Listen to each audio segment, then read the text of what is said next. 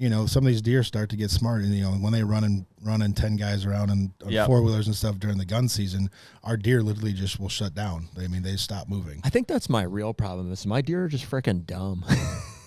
They will not stay away from a feeder. Well, I mean,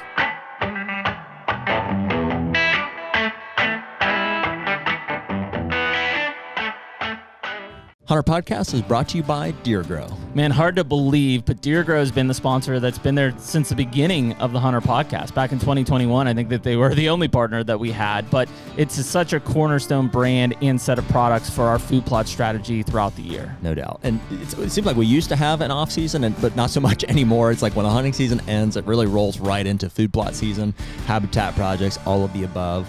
And the Plot Start and Plot Boost have been there since the very beginning. That's a cornerstone for all of our plots. The Plot Start goes on at the beginning, Plot Boost goes on midway through.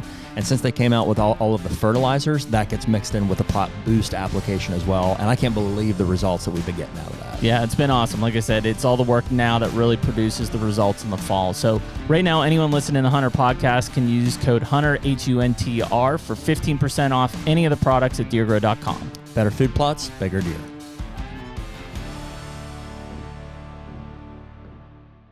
And we're back. Ew. Hunter Podcast, episode 322, if my math is correct. If you're mathing, boy, I'm going to rally throughout the podcast here as I get to the bottom of my coffee here. Yesterday was a long day on the tractor. So. 3 in studios in a row. Yeah, man, we're grinding. If you know. We are grinding. So before we get into it and I introduce our guest here, I'll thank you guys for being here, whether you're listening on YouTube, Spotify, or Apple Podcasts. Those are the three main platforms we drop these episodes on. We do that every Tuesday night at 6 p.m. Eastern time. If you've written us on Instagram, DM, or the website, you are welcome because we are finally back through the list. They're not completely, but better than we have been in the past. So thank you guys for writing in, and we'll continue to try to get back on those.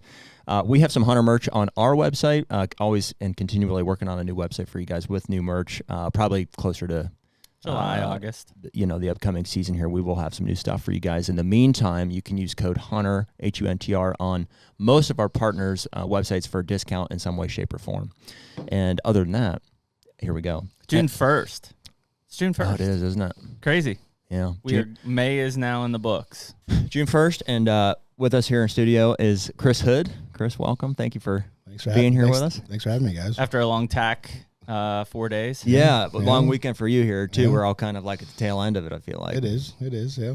Yeah, on a Monday podcast, which is a little off of our rhythm, but... I know, that's why I asked you last night. I was like, podcast tomorrow, what time? Yeah, yeah. Yeah, but you got to take advantage when people are in your area, right? Yeah, that's what makes sense. You know what? And every year it comes around to, I keep thinking we need to make more of a point of like building things around. I mean, not that we didn't this past year, but we should really make a goal of just spending a full day there, one of those days at TAC, It makes sense, It's tough. I mean, like Thursday, so we went up Thursday, hung around for a while. I think I got there at noon or something, but then we shot at 2 o'clock or so. But that takes 4 hours, 5 hours to shoot the Sitka course. Did it take that long? I mean, it was 8 o'clock by the time we were done. Yeah. So, like, we were there for 8 hours. It's just 5 hours of it's on the course. Yeah. Chris, were you there all 4 days? All 4 days, yeah, working at a booth, so. So came in Wednesday? Yeah, Wednesday set up. And set up, mm-hmm. And then you're working your booth there for the LVLHED is the company that you run in there? Yep. Yeah. And that was, I mean, I know Thursday we talked about it. That registration line was like into the parking lot. Insane. It really did not help the booth sales, that's for sure. Yeah, because everybody rushed to get in the line. Well, and they were a little upset they had to wait 4 or 5 hours to register to be able to go shoot. A lot of guys were late for their knock time, so hopefully they clean that up a little bit next year and get that a little bit more dialed. But overall, though, it's still such a great event. Did we get a tally on how many people came through this weekend? I think they said like 5,200. So wow, it's impressive turnout. 5,200. Okay, so we were way off with 200,000.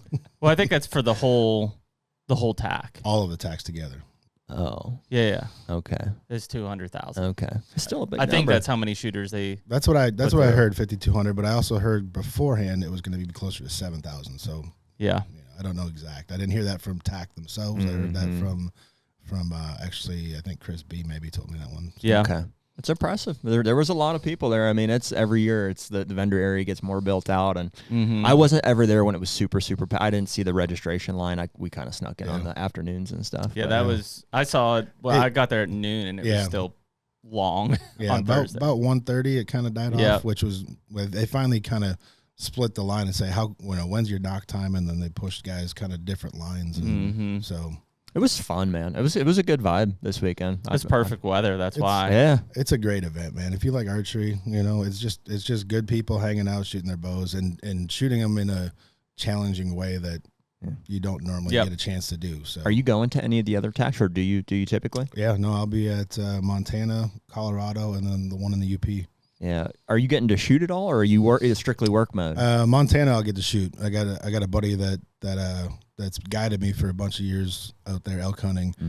He lives in Red Lodge right there, so he'll come up, and his wife and daughter are going to come up and manage the booth a little bit while we go shoot. So that's cool. Yeah, Jeremy and I did the well, it's not Salt Lake technically. We flew into Salt Lake and we went to the Utah one. Visited Hoyt there for a day, and then we flew up to where's Mountain Tough at? Is that Bozeman? So just quick trip up there, and then flew back down and shot the Utah attack there last year. Brighton and Solitude. Yeah, Brighton. Is that what it is? Yeah, and I'd shot it in the past several years ago. I shot it when it was at Snowbird. Okay. Yeah, and they were both just beautiful resorts. Awesome. I mean, no shade on Seven Springs. I mean, and this is the biggest event here just because we have so many hunters, but those western tacks are just beautiful. Yeah, they've got the terrain that just kind of trumps everything. Whole different ball game. Dude, at Snowbird, we were literally shooting like over live moose like that were on there was just like wildlife on the mountain, We saw a guy here in PA that found like a pretty nice like mid 30s, like an old, that shed must have been like 7-8 years old. It's been laying out there. People walk by it. How many people have walked past that? A lot, I'm sure. A lot. But somebody said I think it was on Saturday morning they were out shooting, and there were strutters out on the course just going through. You see Lauer shot a bird yesterday or the day before with his bow. Did he? With a beast? A regular beast, not a decap. Very nice. Yeah, dude. Is that why he was like Instagram calling us? Yes. I was like, why is my phone keeper again? Yeah. This kid's one of my good buddies. He's a diehard turkey hunter. It's the very last day of our PA season in the afternoon. Down to the wire. Down to the wire. But well, Chris, can you give us a little bit of context? We connected via Instagram. That's typically how it goes. Like I think we had a mutual connection through some of the Predator stuff. And so we knew you were coming out for TAC, and we just got connected, hooked up with you there at the booth there the other day. You want to give us just some context for your family's involvement in the hunting industry, maybe some preface for who you are, and we'll take it from there? Yeah. So my family's been in the hunting industry basically since I was born. Actually, exactly since I was born. My dad and my uncle started a tree stand company in '82, and it was called Trailhawk Tree Stands. It was they did that all the way until about 2001 when things started going overseas. It was kind of either do that to compete on price, or you're basically going to get kind of screwed. But they didn't, with the insurance policies you got to carry as a tree stand company. Sure. Just trust in putting your name on a box that comes from over there and all that. So that they kind of, that was the time to get out. But and it was called Trailhawk. Trailhawk. And you mentioned to me the other day, it's got like a locking, like a male mechanism that connects to the female when you put it on a tree. Like think about like a. Have you seen these? Think about like a tree screw, like for your bow to hang your bow, right? Yeah. There was a tree screw that went into the tree, and then there was a column for a pin for the tree stand to go into, which was one, great for setup because you're not trying to hold the stand and reach around and do a strap.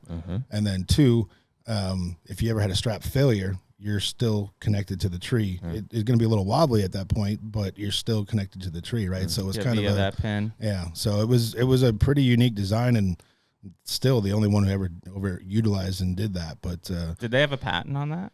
I'm not sure on that, because I feel like Hawk did one of those. Well, we've seen some other, like for a while, like guys Hawk were trying to do the bases, and Millennium might have had something too. There is a company that makes a device that you put on first, and then you can put the tree stand on. That's kind of what it is, but but that's still a strap, right? This was actually a tree screw that went in, and held the stand. It was, so all of our stands obviously are those stands. We still have obviously a bunch of them, right? So that's what you're running now, really? Yeah. Are they still available for sale? No. Okay. No.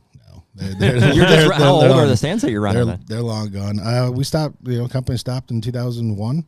Okay, so they're fixed position stands. Like you guys don't, or you are moving them around and stuff constantly.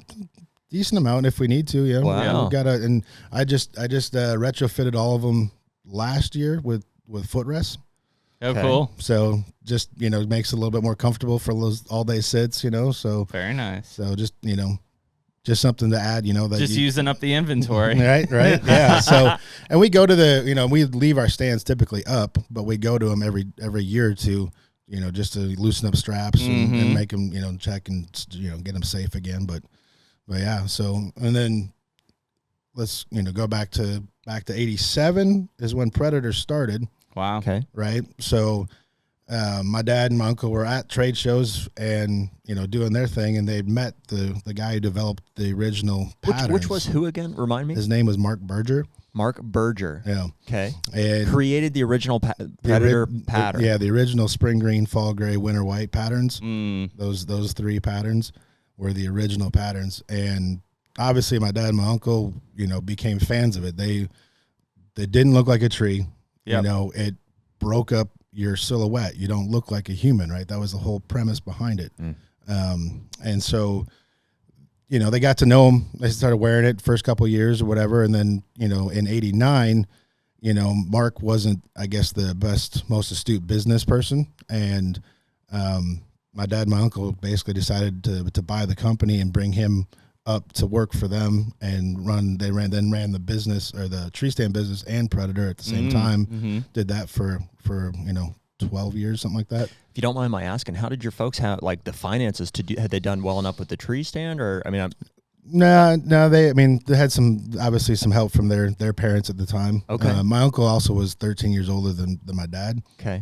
So he more financially stable, probably. Yeah, and he worked in the military. He was a pilot for a number of years.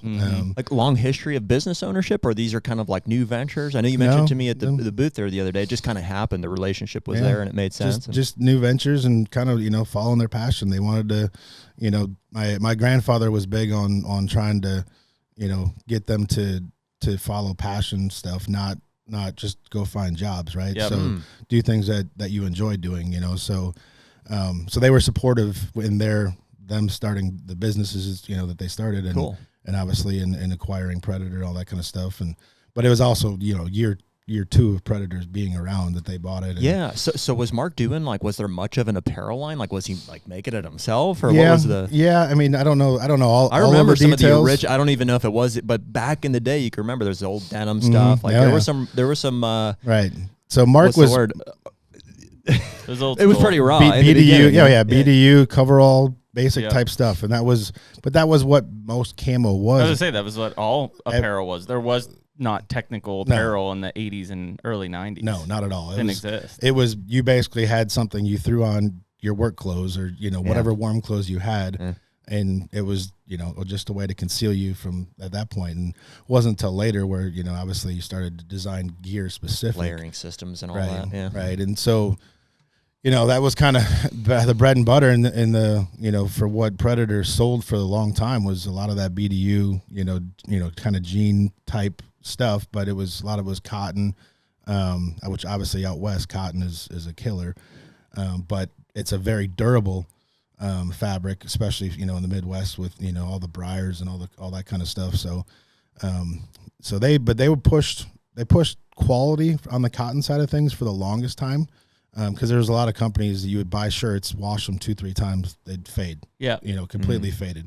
So Predator was they were very keen on stuff that would last, right? And there was a price difference in that, but a lot of times the customer didn't know that, so they just saw Predator as some more expensive stuff than stuff you could buy at Walmart or wherever at the time.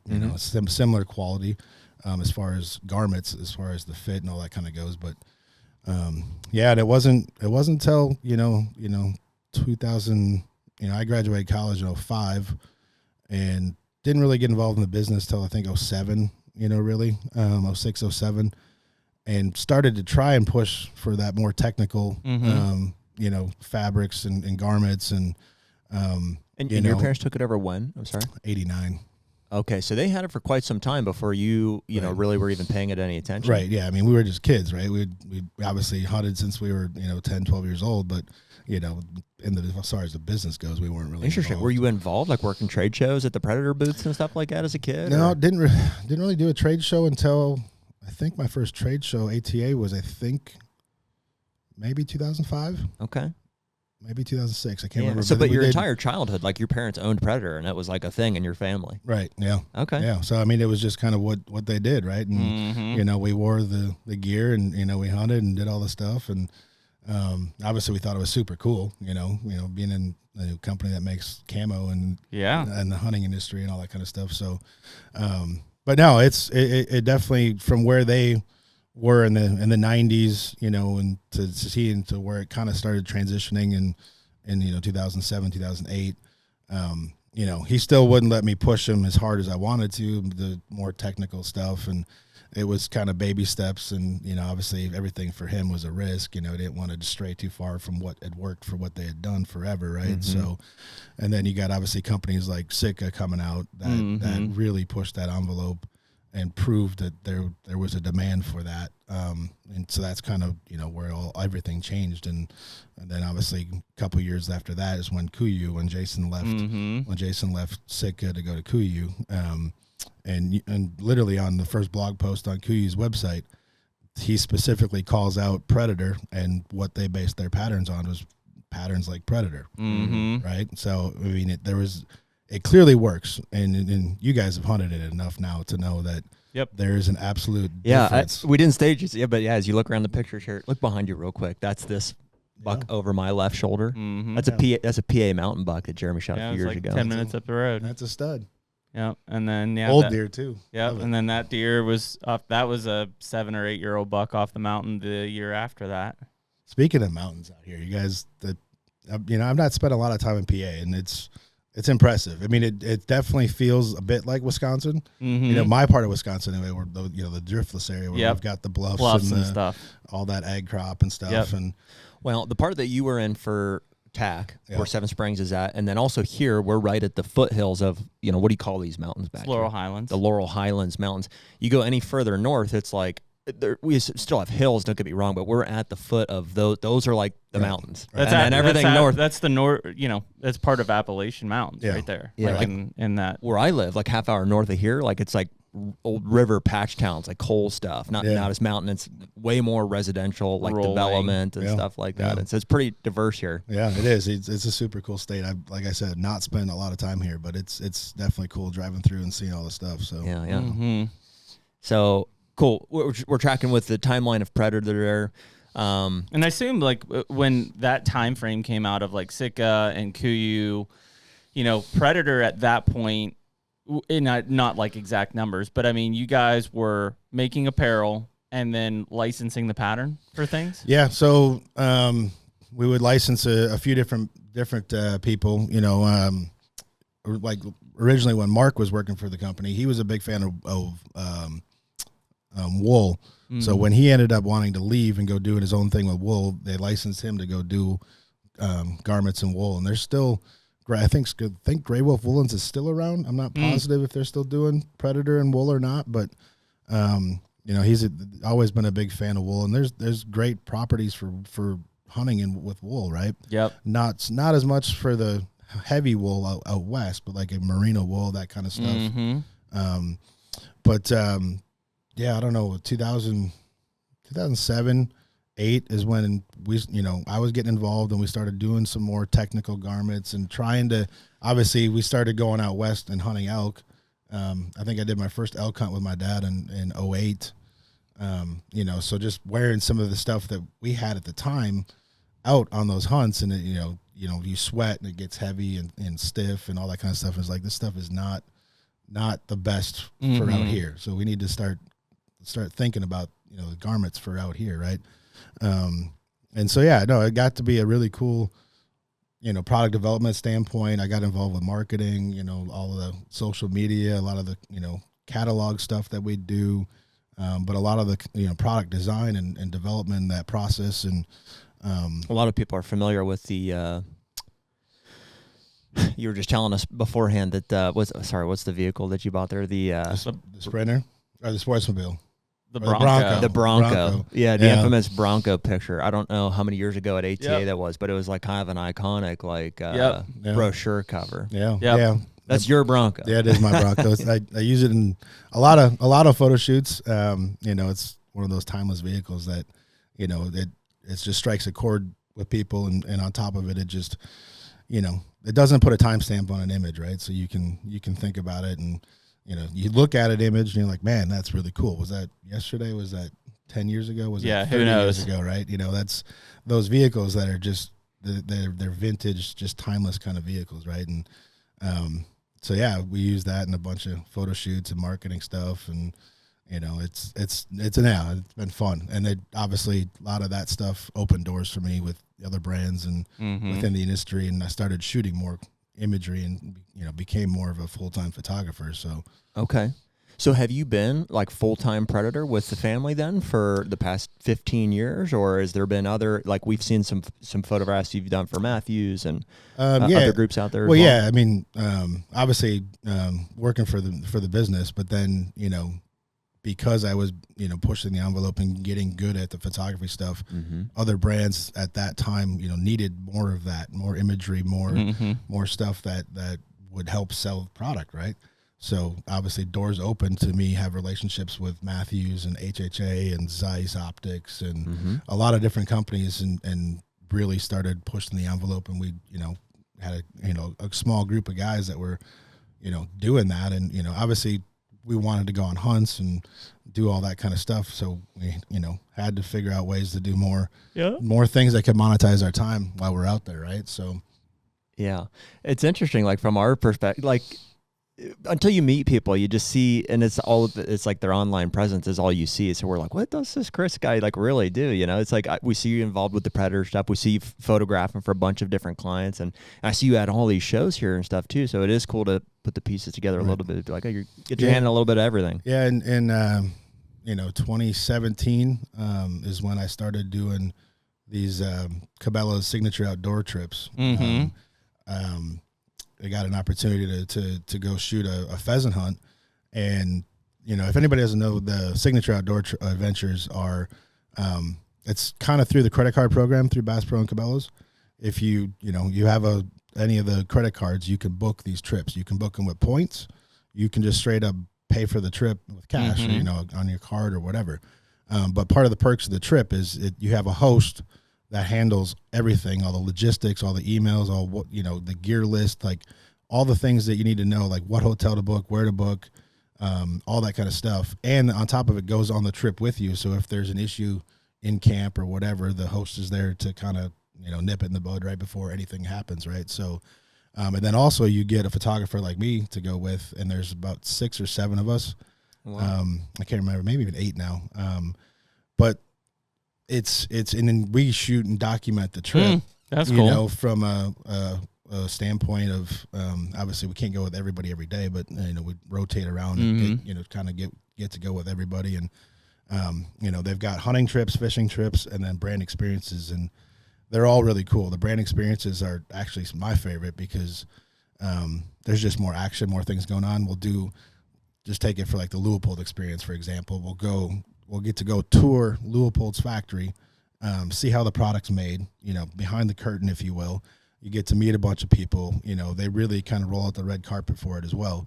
And then on top of it, you get a huge gear package. And the gear package, say the trip, let's just say round numbers, say the trip costs, $8,000. You might get 10 or 11 grand worth of gear. Wow. So the value is there. On top of it, you get to go see behind the curtain, and then you get two or 3 days of hands-on training with the equipment, right? So they provide all the guns and the ammunition and whatever, and you get to go shoot and learn. And a lot of these trips they'll bring in, like the Leupold trip, they bring in Kyle Lamb, was literally in Black Hawk Down. He was in one of the helicopters that went down, right?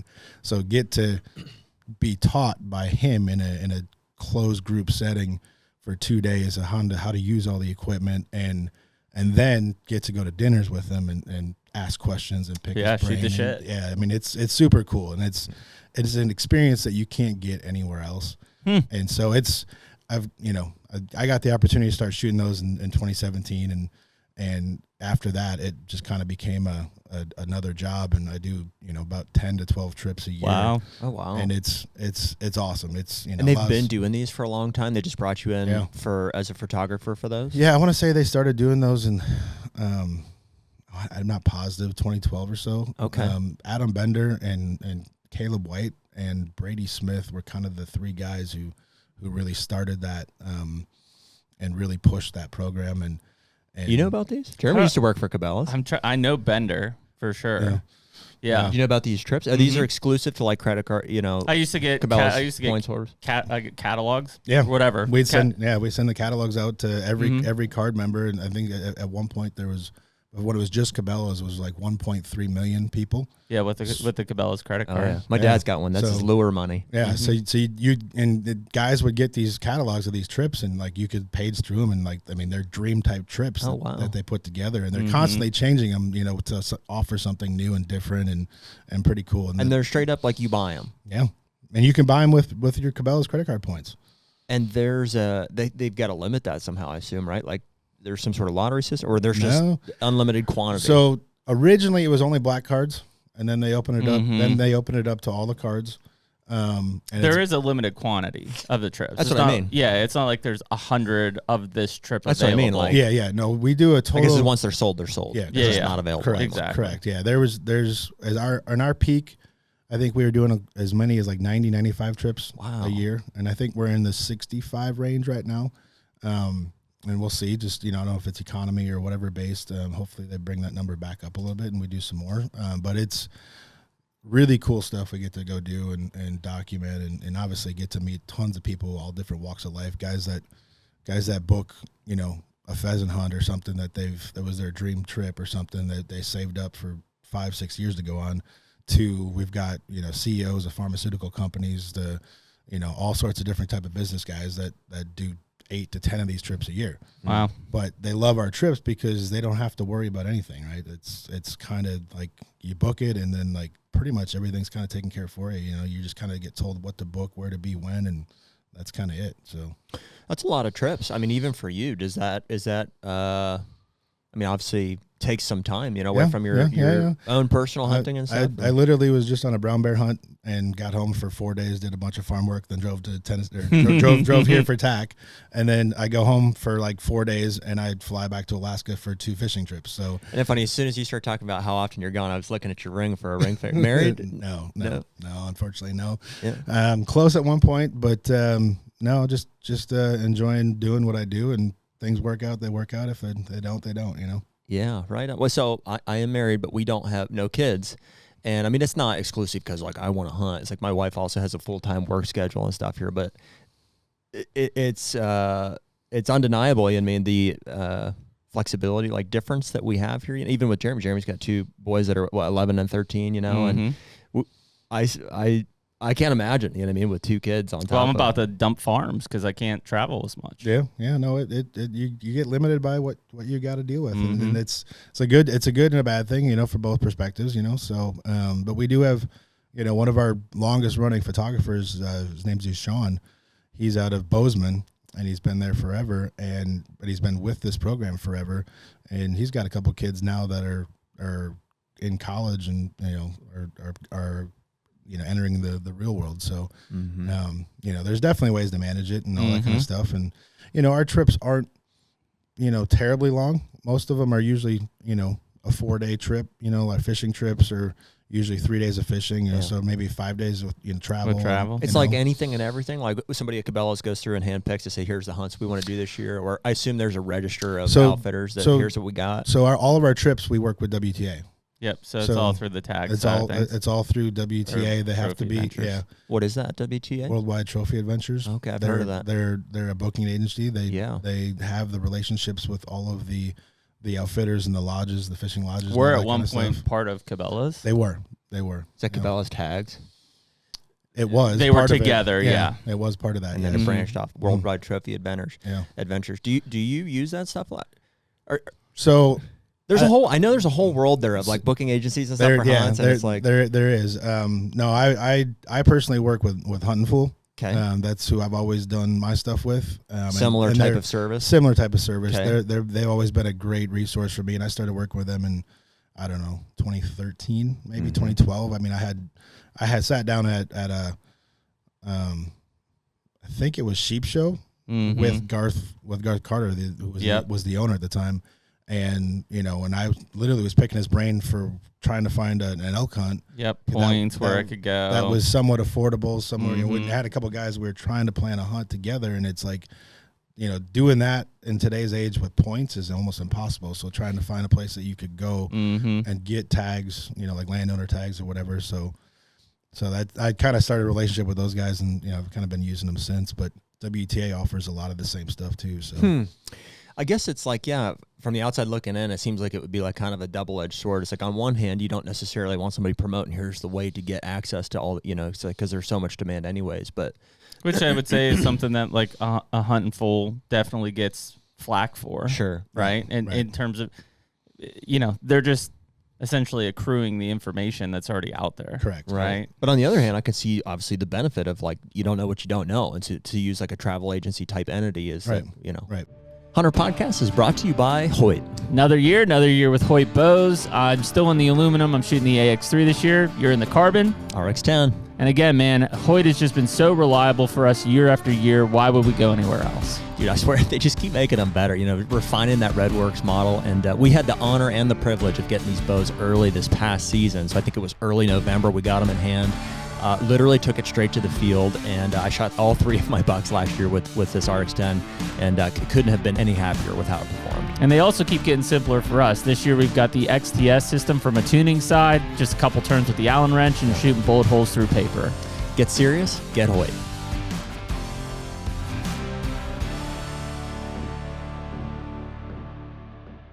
When we kind of got on that Western kick last year, I guess it was before I bought my Kentucky tag. I was looking for it was after we went and shot Utah, and I'm like, because the guys were like, there's some over-the-counter elk and mule deer stuff in Utah. It's tough, but like, and I was like, they're like, it's terrible. Jeremy's like, I want to go. I was like, I'll suffer. And so I went on Hunting Fool, and I was like, okay, here's like, you could go to all the different units. It'll tell you like, hey, you may be able to kill a really high-scoring elk here, but the numbers are like dismal. Or you may see a ton of elk over here, but you're not going to see anything quality.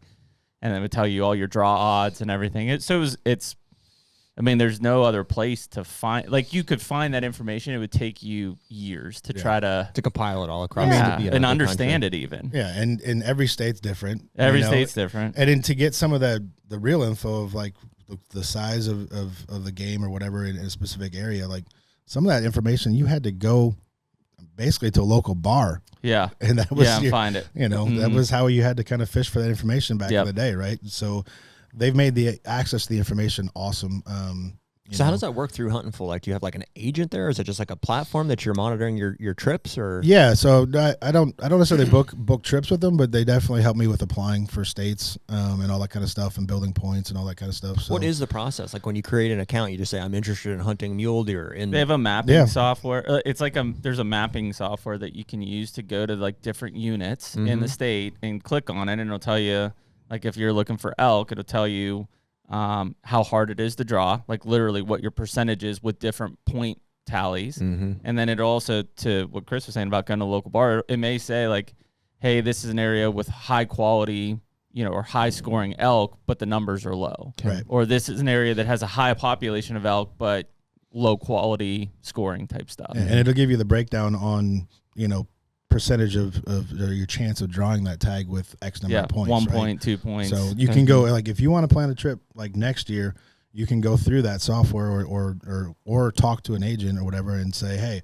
I want to do this trip, or I want to, or maybe plan it for 2 years if you need to get a couple points or whatever. But it allows you to figure out a place and kind of plan those trips. So I guess I would be interested, like, in just strictly a point management.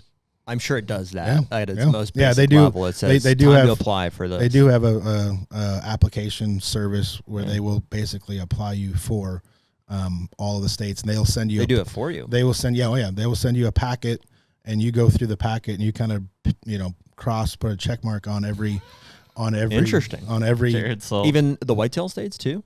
Yeah. Wow. Yeah. I mean, right now mine's pretty rudimentary. I have like a manila folder with like a checklist inside. Here's all the states, here's all the years, and I check, and I have a rough note of the dates to apply there. So but I have to set all the calendars manually in my phone here. And when you forget, I got to do all Jeremy's too. And when you forget, it's just, the worst feeling in the me. world, like because you just lost out on a year. Yeah. You know. So, but those guys, they do essentially what you do. They send you a packet. You check what you want to apply for. If you want to, Interesting. You want to try and do a mountain goat hunt in Colorado. How they charge for that? It's like an annual subscription fee. I can't remember exactly how they're charged. I know there's a per state application fee. Okay.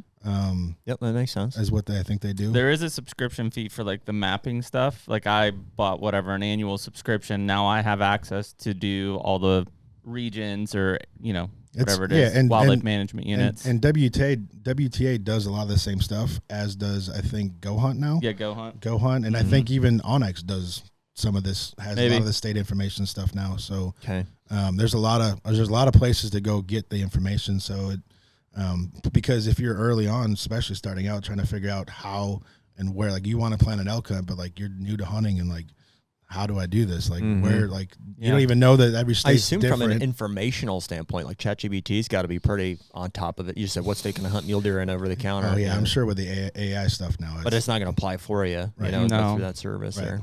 Right. Yeah, dude, it's a fairly rudimentary, process. Like if you're doing it manually, even the state websites, dude, like what I can't stand is the fact that they all have like a customer facing like website. And then when you actually want to buy a license, it has to default you to like a separate payment portal. Because it's always a third party system. I know. The states aren't managing those systems. It's sloppy. Dude, did you see what happened? Did you draw cancer? Are you one of the false positives this year? Did you hear about that? The COVID false positive. I didn't get it. I don't know if I got an email. You heard about this, right? I did hear about this, but I know my credit card was hit, so I'm pretty positive I got a tag. Okay. And you didn't get the follow-up email saying this was a mistake? No. Okay, so did you have a point?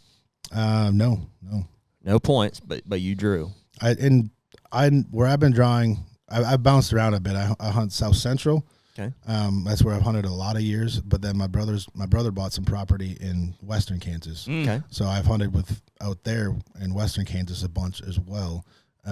Last year I went back to the South Central because of some friend reasons. We had a buddy that passed away, and there was wanted to kind of go back and kind of hunt with the old group again. But this next year I'm going to go back out west and hunt with my brother in his place. So okay. Do you have thoughts on the two? Like we're somewhat familiar with both. We know people that hunt out west, and we used to hunt southeast, but we know people in South Central. In fact, for a little while there, we were looking in like Comanche and some of those areas for ground. Comanche County. That's right where we go. Cool.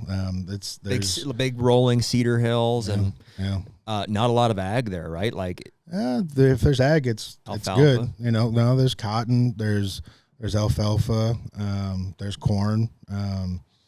It's good country out there. Okay. And some big properties too. So. Yeah, giant properties. Yeah, which helps, right? So almost like Cooley Canyon type areas out there. It's, almost stuff you'd think maybe kind of like could be like Montana, like or that kind of stuff. Yeah. It's not flat Kansas like a lot to the state. You just hunt with some friends out there, like. So started hunting there with my dad, and while we were in college, once we got into college, we all got to go on a hunting trip with Dad. It was kind of our reward or whatever. That's when you can buy over the counter back then. Back then, my old man was hunting Kansas for forever. He was at one point he was a goat herder. So he owned some goats in Kansas, so he could get. Your dad was a goat herder. Yeah, he was a goat herder in Kansas. Okay. There's a loophole I'd never heard about. Full time. Yeah, he owns some otherwise goats. known as a shepherd. He owns some goats in Kansas, so he could get a license. That eventually went away, and then there was some old rancher guys that still they might still outfit. I'm not positive.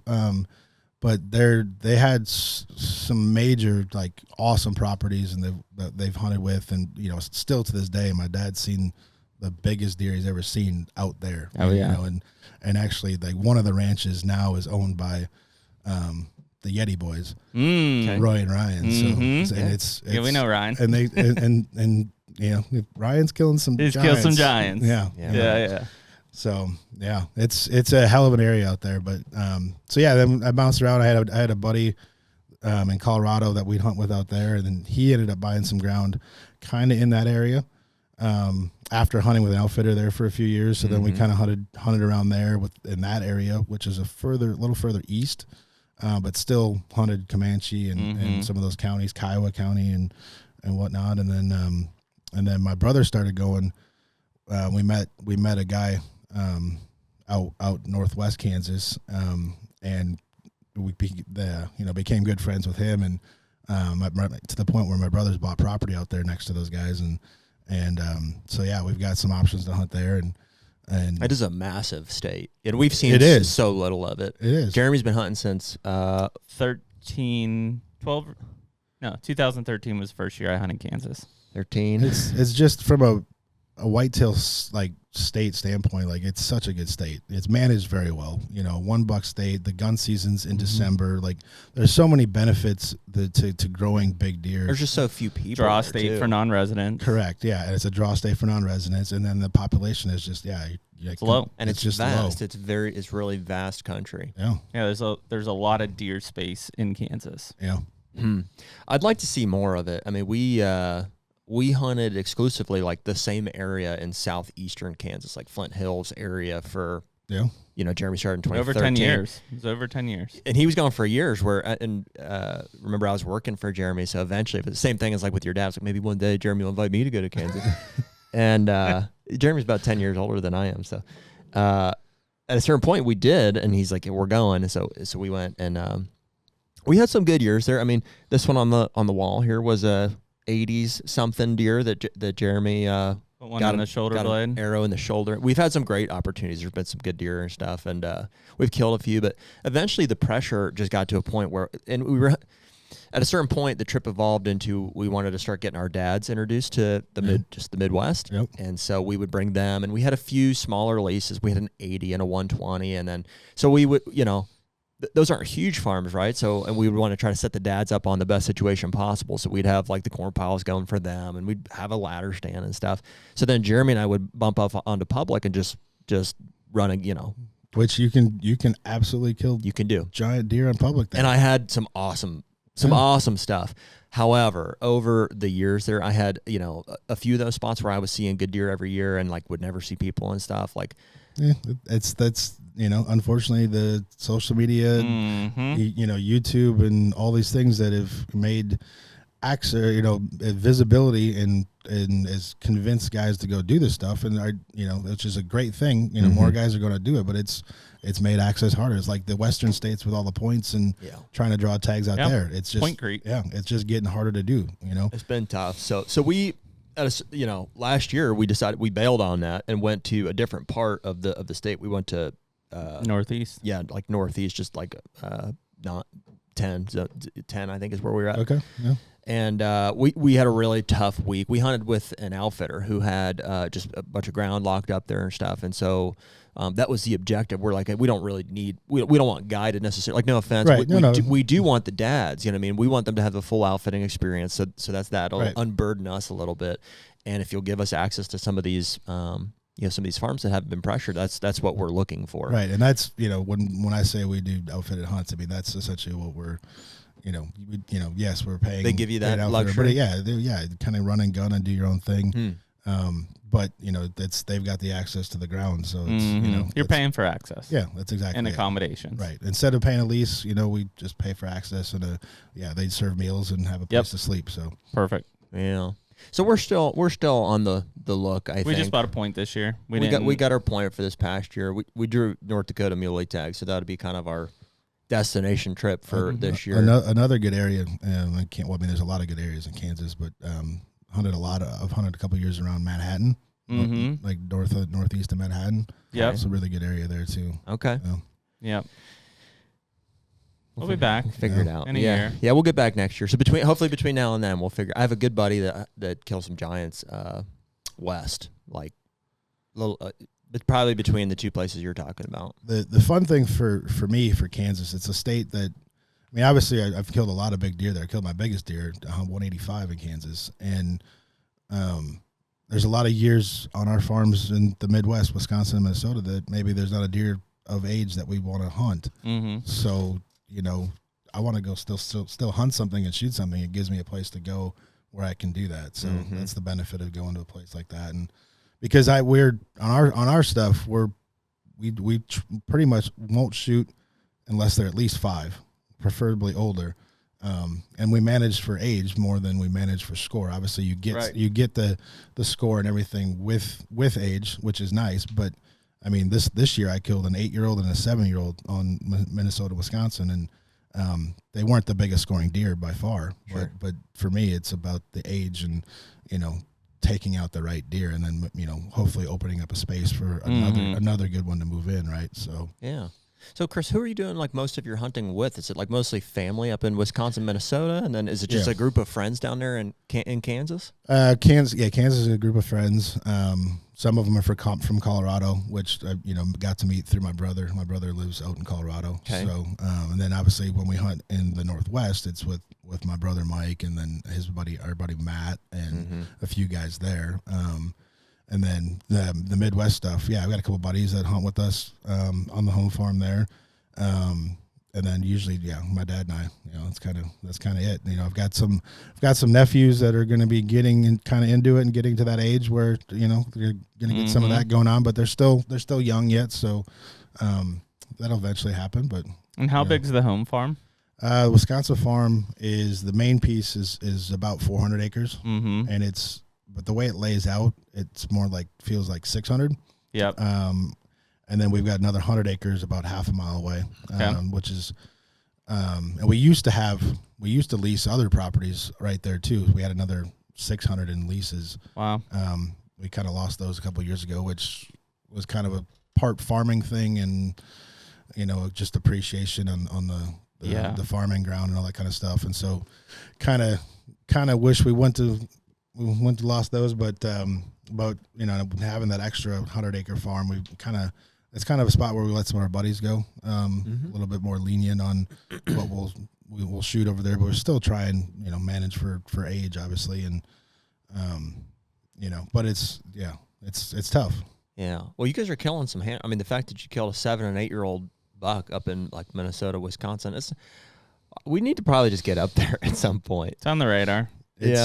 It's a neat. We have a lot of friends from there, and we run into a lot of guys traveling from there, which is what I think creates the stigma of there's no big deer there because everybody's traveling to. Wisconsin is tough to find property to hunt because everybody hunts. Yeah, it's a high deer density or deer hunter density, and everybody likes to travel to do more hunting. Yeah, and I mean, you got a ton of companies from there too. You got Matthews, you got HHA, and there's so many. I think Antler King. There's so many companies. Faradyne's up in northern. All based in there. There's so many companies out of Wisconsin, so there's a very high deer density. I mean, there's really good hunting all over the state. I'm partial to the driftless area where I'm at. The Buffalo County, Trempealeau County, La Crosse County, Vernon County. There's some big deer, and partly because of the hills. Learning to hunt the hills and the changes in the thermals and the winds. And it's if you can learn how to hunt a mature 5-year-old plus deer there, you can kill a whitetail anywhere. Really. What do you think of we hear people throwing shade at that area? I guess mainly they'll say it's the deer quality's not as good as people claim. Mainly that Buffalo County, I mean that's specific rights, and a lot of people will point to and say you're completely overrun by does. I mean, do you see that? So our place is about a mile, maybe a little bit more for the Buffalo County line. So we're kind of close, but we're not in Buffalo. There's a lot of outfitters in Buffalo. Is. Okay. But I know guys that kill big deer pretty consistently. They're still, I don't necessarily think it's a problem. But you do have to manage for the does. If you have a doe problem, it will eventually affect the quality. That's probably, and it's no knock to outfitters. It's just who they're bringing in. But I would assume most of the ground that's locked up by outfitters has doe problems because their hunters aren't coming in to kill does. Yeah, I mean, I know guys who kill giants every year, and they've got 800 acres to 1,000 acres, something like that. But they literally have to shoot 50 to 60 does a year to keep the pressure down, and then obviously that will also keeps the amount of food left throughout the winter for the bucks to because you have healthy. harsh winters up there. Yeah. Yeah. Do you see that on your place too? Not as recently. Our winters definitely haven't been as tough as they used to be. We don't get the volume of snow that we used to. Really?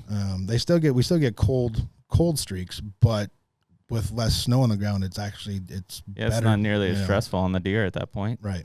How was last year for you guys? Did you get that? We had some pretty severe winter weather last year. Last year, actually, winter hit pretty early up there. It was cold and got a bunch of snow in early December, and it kind of was there until, I don't know, last year second, third week of February, and then we got that February thaw, and then kind of from there it was pretty easy on out. But it started early, which meant all of our food that we would leave standing for the deer got eaten, wiped out way earlier than it should have. So yeah, well, ours started even before that because we had a really bad drought, like in August, September. So anything green, they just were hammered. And then, like you said, it carried right into winter. And we had some issues last year too, keeping them fed. We usually don't get the droughts like that. We, for whatever reason, we've been blessed. But this year, right now, we're super dry. Are you? Super dry right now. Parts of Wisconsin and I know even into Michigan and stuff have been super wet on the complete opposite side of things. So there's been severe flooding in some parts of that state. Yeah, I mean, the weather's just, it's been, the drought side of things has been rough. We started cold early this year. I want to say it was right around Thanksgiving. We had our first, significant cold streak come in, and maybe even some snow. And then, it just kind of lingered until sometime in February we broke. And I mean, there was times it was super, super cold, and I was ice fishing, which we don't do very often here. I mean, I was concerned. I was buying alfalfa bales and stuff, and things that I'll continue to do once I figure. I'm like, that's how I can get these things. It was brutal. I was worried. We can't do that in Wisconsin, or at least in the areas with CWD. Can't feed alfalfa. Yeah, no feed at all. No feed feed at all. And if you can feed in your county, it's only like a 2-gallon bucket at a time. That's the dumbest thing. Yeah. We can feed them, but 2 gallons at a time. 2 gallons at a time can only be there. So if that's not doing anything. I guess I'm referencing Ohio, where I sat and I felt like I had moved more food than I ever had. I was like, I've got these giant feeders, and I was putting these alfalfa bales out. And the reality is just I think like some of those Buffalo County areas, we just have too many deer. We've just and we're drawing them in from all over. So it's like you might have, I don't know, 50, 60 deer, in a 24-hour period come into one feeder kind of a thing. And it becomes work to have to try and manage that. It was work. And shoot a lot of those deer. And it's like, not just what do you shoot them, but what do you do with them all, right? And, and so the last few years I've gotten some buddies who've gotten their kids into hunting and whatnot. So we come out youth season and whatever. And we mow them, and the kids just absolutely love it too. Yeah, that's awesome.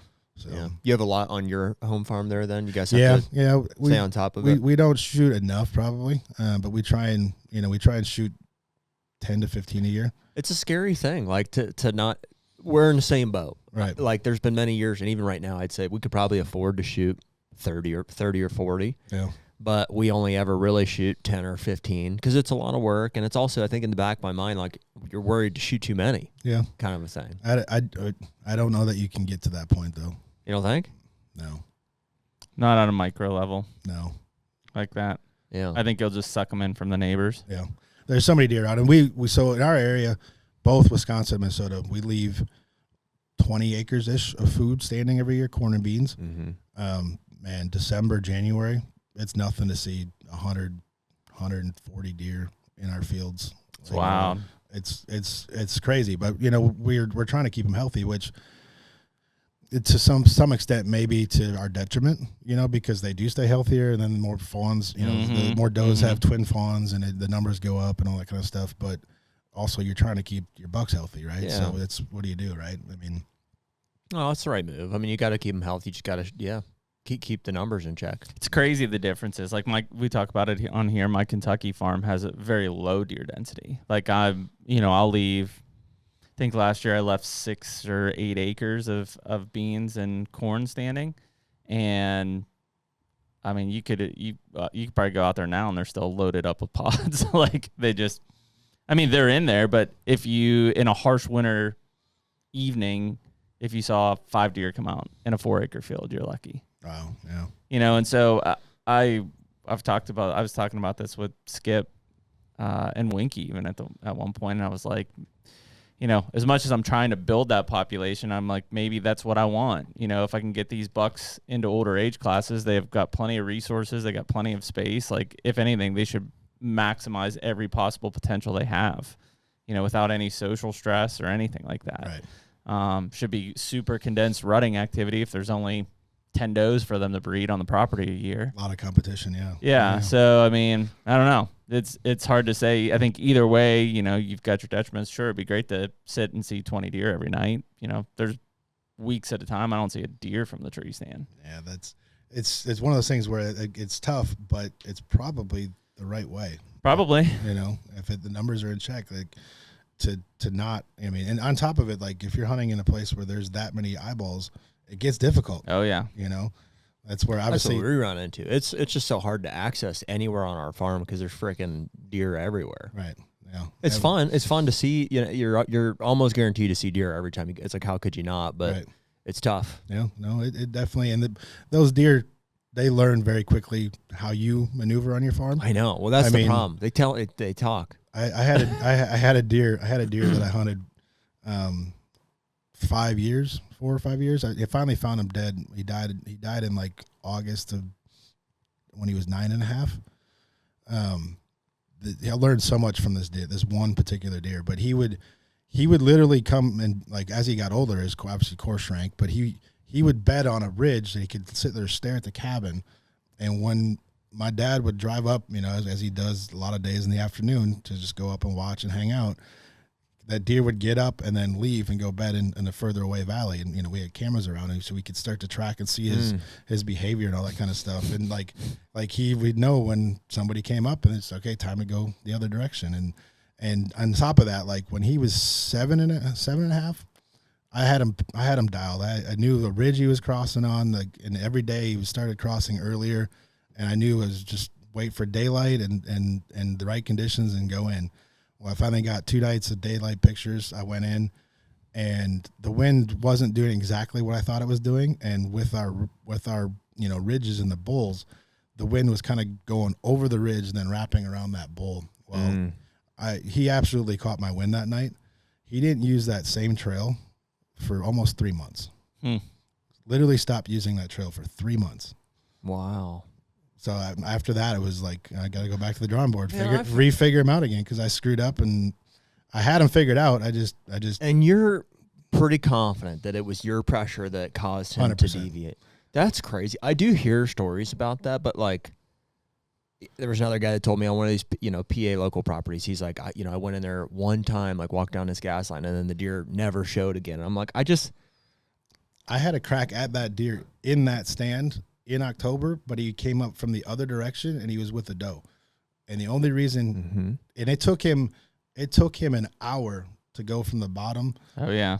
Up to where I was in bow range. Though. I mean, they're slow movers. But he was staring, like he's staring at that ridge. Like really?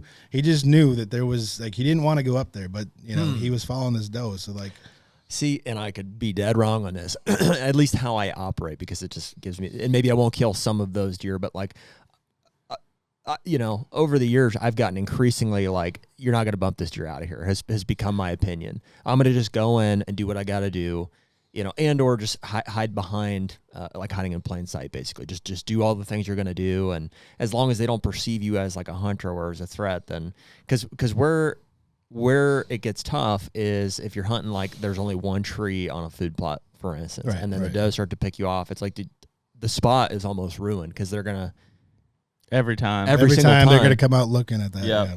And so what do? Like get a new spot? It's like you own the farm. It's like, you know what I mean? So you just, I don't know what you do. You have to wait. You have to kill all the deer that know that it's there, right. Or wait it out or do something different, And not every deer's, just like, people or whatever, not every deer is that smart. Sure. Like, there's certain deer that are. Is it an intelligence thing, or you think they're just that spooked by, they're like, hey, I had a negative encounter here. I think it's a learned intelligence thing, for sure. Yeah.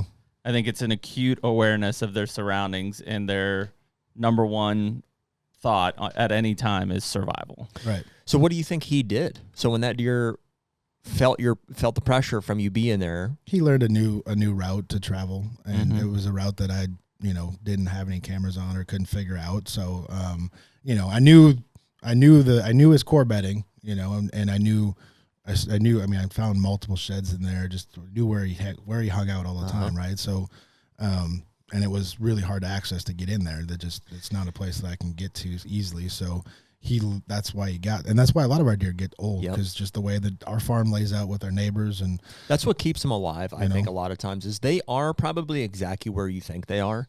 It's just there's no way for you to get in and not bump them out and ambush that. Yeah, like our deer in Ohio, dude. They like when you walk the farm, you might think like, oh, dude, a deer could just walk these ditches and be totally safe, like because the wind swirls in every one of them. And for years, we're like, oh, it's probably what's happening, but just, there's no way to take advantage, or very few ways, or we didn't know at the time how to do it. And turns out, sure enough, they're not walking like the ridges and stuff necessarily, or walking, these inside edges. They walk the bottom of these ditches. Yeah, well, because the wind swirls down. Wind drops down, especially early in the morning, right? It's like same thing with Wisconsin. Like our thermals, like the deer stay low. And a lot of times guys are done hunting by 10 a.m. Yep. Well, guess what? Those thermals are now coming up. Yep. And those deer are now getting up closer to the ridges and working on the ridges later. So like a lot of times, and you hear a lot of guys, I killed these big deer 10 to 2. It was like, well, if you got the right property, that is a great time to go slip in and kill one, because those bucks are going to go check areas where those does are bedding, and they're going to do it. They're going to do it where they know the thermals in their favor. A lot of times too, in those bluffs where we got, and the hills here, there's an area where they can walk, a little bit down from the top on each side, depending on which way the wind's going, that they can literally hunt or they can walk in a cyclone. So they're literally scent checking both sides. Yeah. Our farms are very similar. Yeah.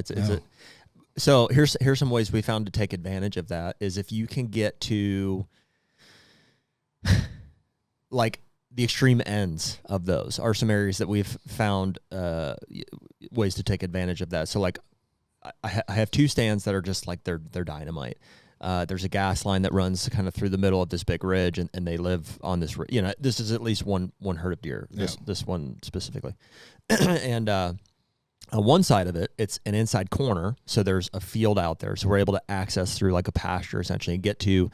There's nothing there. You know what I mean? So it acts as an inside corner. Yeah.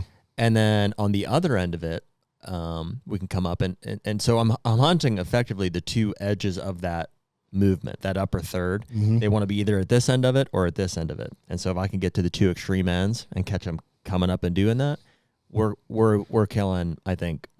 I mean, you can kill 100% of the deer that live in there on those 2 stands. Right. Yeah. I mean, there's just certain areas, like we've got, stands that we call the kill tree. And like, there's just this certain places, that they're at some point that mature deer is going to walk by there. And you just got to be in the right place at the right time. And hopefully the wind's doing what you want it to do at that point. Right. So it is cool. It gives you a lot of confidence going into a season, have some of those spots that are so well. And over the years, this is year 9-10 of us owning that farm in Ohio that I'm talking about. It's taken me until this year to figure out, I can endorse that movement even further by sectioning off the gas line with like food plot screening. Yeah, that's where I have the most fun is the work outside of hunting season. Oh, dude, you would have enjoyed seeing what I did yesterday there. That whole gas line, I planted like 90% of it to switch and screen and, offset with water holes and food plots. And those stands, I just look at them, I'm like, they're already dead. Like they don't know it, but they're dead. That's the fun part is designing the land. And it does take time to figure it out. Like our Minnesota stuff, this was our 5th season over there. And this was the first year I killed a buck over there. Not necessarily. I was full draw on one 2 years ago that was 185, just a little too dark, so I let him walk and kind of regret that. But and I passed a 190 this year. That was a 4-year-old. And then, jeez, it's not something most people would Wisconsin? Do. Yeah, no, that was Minnesota. Yeah, I was pushing 185 to 190. Ended up getting shot by a neighbor's grandson, which. Can't fault the kid for shooting, but he did have like 20 inches broke off. So it's like, and the farmer passed him, and then another neighbor passed him. So I know for sure 3 guys that passed him, and we were all just hoping, and that's amazing. You got 3 guys to pass a 190. Yeah, I mean, and that's ultimately my goal is I just want to have an opportunity to hunt. That's a huge part of probably deer. your success in that area. Yeah. Is having like-minded individuals. No, it is. And it's trying to get some of the other guys on board. And the farmer who does all our farming, I think part of what also helped him pass that deer this year is last year he ended up shooting like a 173 and he probably had 4 inches broke off. Jeez. It was a deer I screwed up on. I thought it was a different deer, and it was a younger deer. Turned out to be I think a 7 or 8 year old deer, and I should have shot him, but I was waiting on that other 185 that I knew about, and but letting not necessarily that I let him, but having a neighbor shoot that farmer shoot that deer only helps in the long term. Yeah, resets his bar. Yeah, and it's or should at least. And that's the thing is like I don't care. I'm not trying to be selfish and shoot all the big deer. I want everybody to participate in that, right? Because if everybody gets to do some of that, then it makes the whole area better, right? Yep. And it sucks to that was a deer you wanted to hunt and chase and all that, but if it gets shot by a neighbor, overall goal long term is a win. Yeah. In my mind.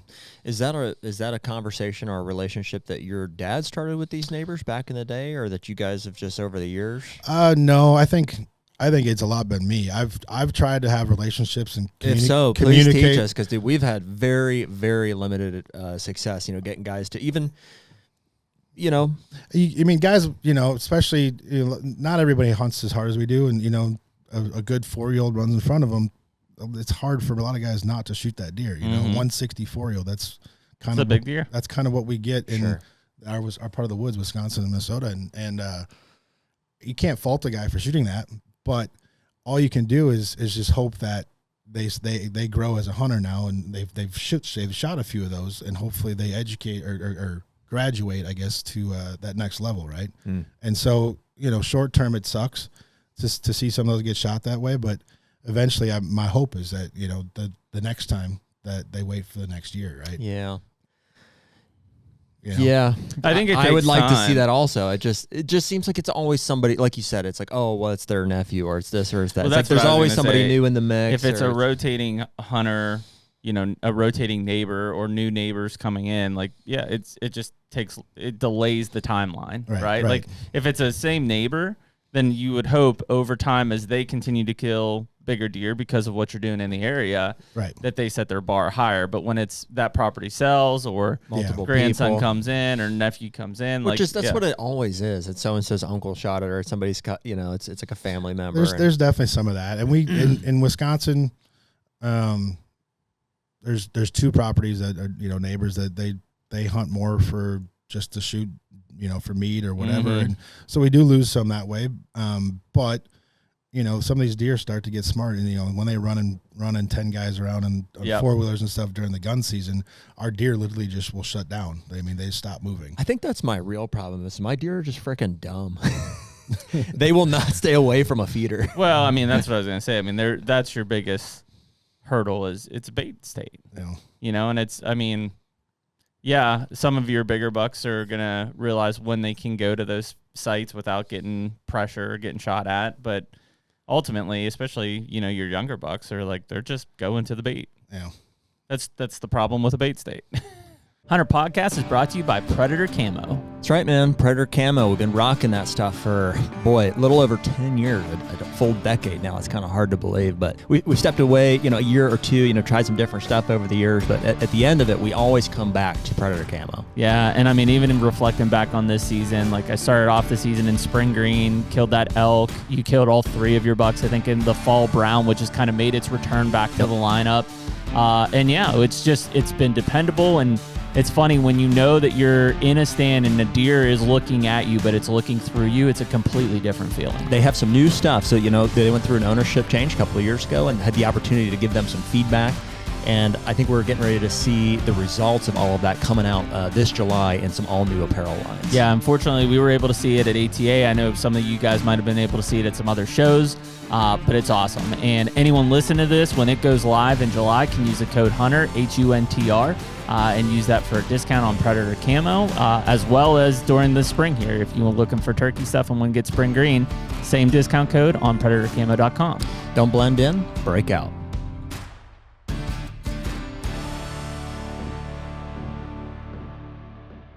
That's not a fan of bait states. Are either of those states Wisconsin or Minnesota?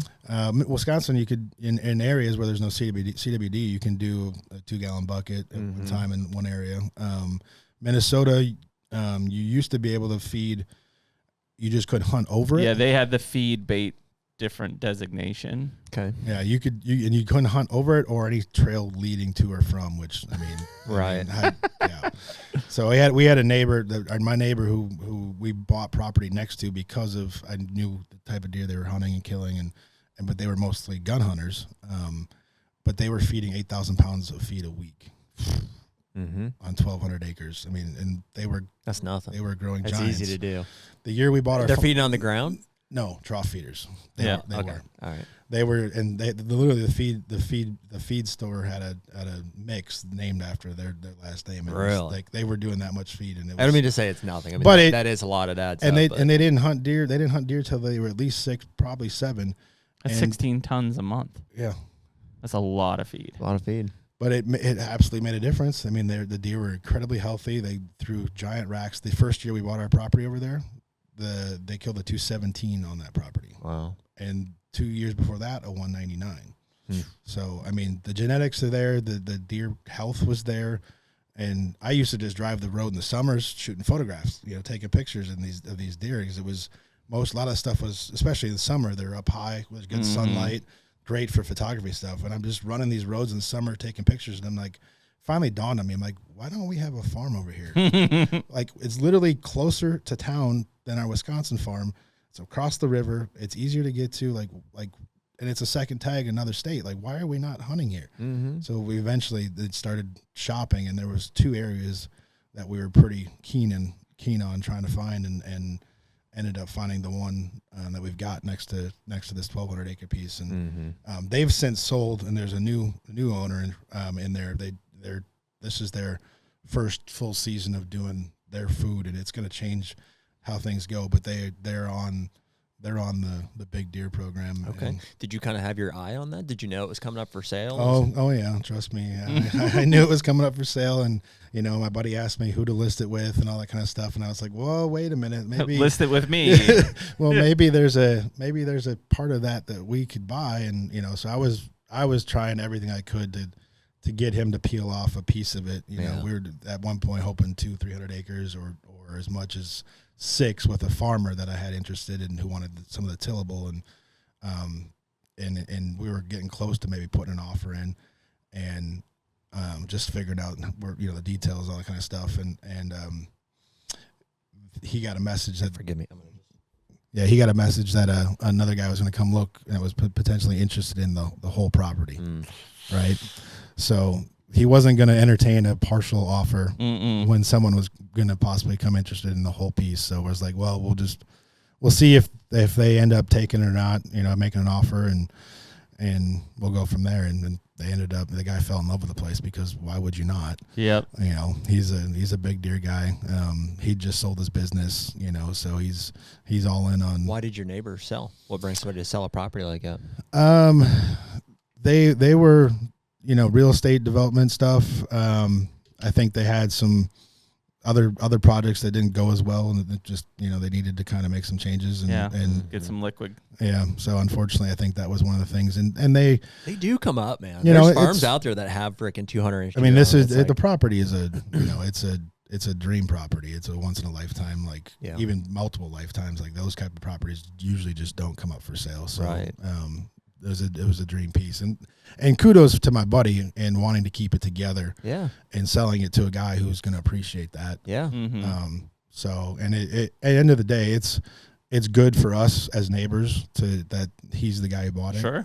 Cool. And we've got a relationship. We've chatted a few times. Sometimes it's even better. It's like, from a cash flow standpoint, it's like it's expensive to buy property. So if somebody who's on the same page can buy that, and you guys can benefit from where your farm's at. Absolutely. Yeah, it's a good situation. Absolutely. And we're working on some other pieces in the area. So we might have some additional stuff in the works. Cool.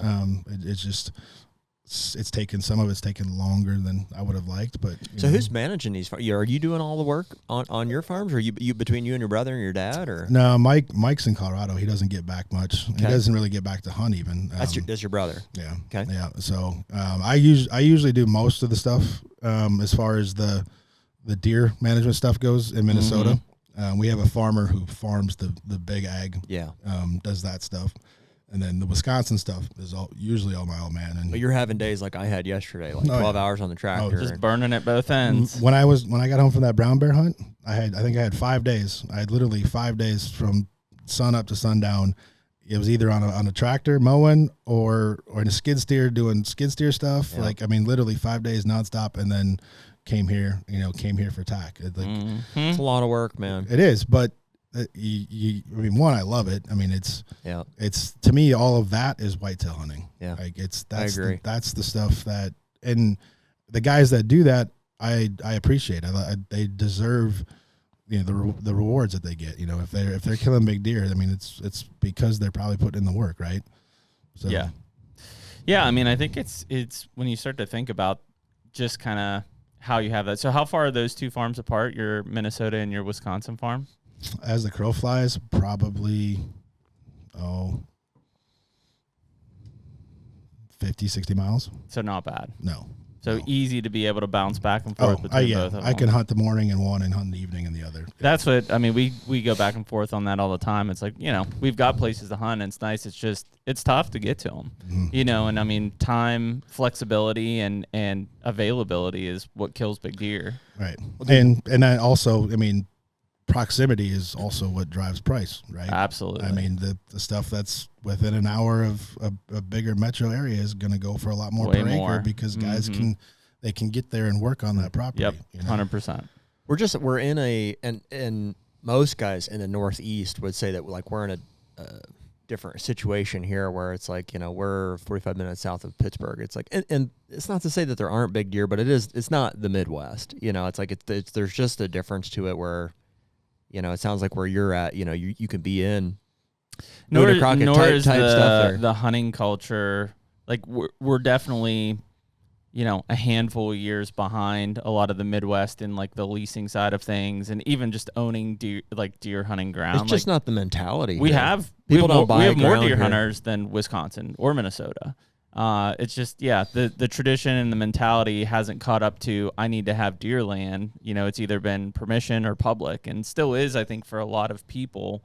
But it's catching up. You hear more leases getting picked up. You hear more people buying a piece of property for deer hunting specific ground. In Wisconsin, specifically in the area where we're at, and the driftless area that is, where I'm talking, it's incredibly hard to find a lease or permission. I mean, it's all locked up. It is so hard. And I've got buddies that are looking, and they've got money ready to spend, and they can't find a lease. And it sucks, and I will let them come hunt with us. But I have no problem with it. And they help when I need help, so they put in the work with me when I need it. So I have no problem with that, but it is hard. It is hard to find a good lease and something that you can probably lock up for multiple years too. Well, so for us, because of that, the mentality is just different. Everything is remote. So like at a minimum, I drive, 2 hours to my family farm in Ohio. And I would say like my perception of most guys in this immediate area that are like serious deer hunters are doing one of two things or both. They either go north to the big woods, right? And they have vast public land here in Pennsylvania, or they're going west to Ohio and beyond. Yep. Those are kind of the two courses of action. So, and Jeremy's got a farm in Kentucky that he goes down to also. And beyond that, we bought a farm in Illinois. So that's 9.5 hours. Yeah. So, I mean, that's not like that's we can leave in the morning and hunt it by the afternoon kind of a thing, but it is a destination for sure. That's even still a trek to get there to do that. Oh, it's a poke. And to go do work, it's we're going next week. We got to coordinate and plan and a lot of logistics you got to have figured out to do that and get it done. And beyond that, dude, you got to know people there and have equipment ready. And like we got a kid that lives in a house. Stuff will break down. You're gonna have issues. You gotta always does. You gotta have somebody you can call. Yeah, absolutely. Yeah, it's not near as fluent as if it's within an hour drive. Right. But the amount of work it takes to kill big deer out there from a property management standpoint is way less, in my opinion, than even like in my Ohio farm. I put 10 times the amount of effort into the property in Ohio, but I would say the odds of success in Illinois are like much better. Yeah. Much better.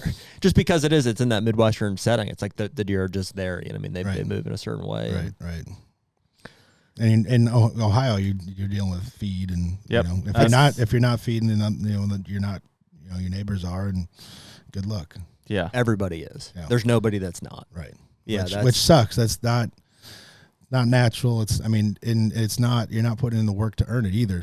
Going out filling a feeder is like, okay, come on. Now, if you're planting the field and leaving food, like you're making it a priority. Yeah, that's not a guarantee it grows. No. It's changed the entire dynamic of that state as more and more people have adopted it to the point where I think most people feel like they don't really have a choice. That's how I feel. It's like if we're not baiting, we're not going to have the opportunities that are going to get sucked off. Right. And I don't know if you heard or saw last year, there was a potential that Kansas was going to ban it. And the amount of feed bill the feed that corn gets sold in that state, they couldn't. They basically said we can't withstand this. Withstand this. Mm-hmm. Yeah. It's crazy. But I think they would say the same thing in Ohio. Most small farmers are. That's a good portion of their income. Right. And it's crazy. And they say if you couldn't feed in Kansas, you'd never kill a deer. And I disagree. They would. Yeah, it's not true. You'd figure out they got to still go feed somewhere. All that. They kind probably of stuff. have them in Kansas by now, dude. In Ohio, they have drive-through feed things. Like you pull under the thing, like oh yeah, the gravity. Put your credit card in and just fill your truck right up. Dude, that's where we're at. It's crazy, and the guys, the outfitters, they have to do it, and they're burning through a crap load of money doing that, and it's driving the cost of a hunt up, which is crazy. It's expensive. It's expensive for everybody. Dude, I just bought 3 5,000-pound feeders, which were expensive in their own right. If I fill those 3 times throughout the season, that's 45,000 pounds of feed that I'll put through those feeders. Yeah. It's insane. It's thousands of dollars. It's insane. It's ridiculous. Yeah. On top of, like, told you yesterday, I drilled 10 acres of beans, and, like, we'll do 7-8 acres of green plots on top of that. On top of all your time and doing all the work. It's insane. And the gas or the diesel and all that stuff. Yeah. And you got to have both. You can't just feed. It's just from my standpoint. It doesn't give you the hunting experience I think that you want. Like I wanted some sort of a natural pattern, but also you can't not have the feeders because they're going to leave natural food to go to feeders. Right.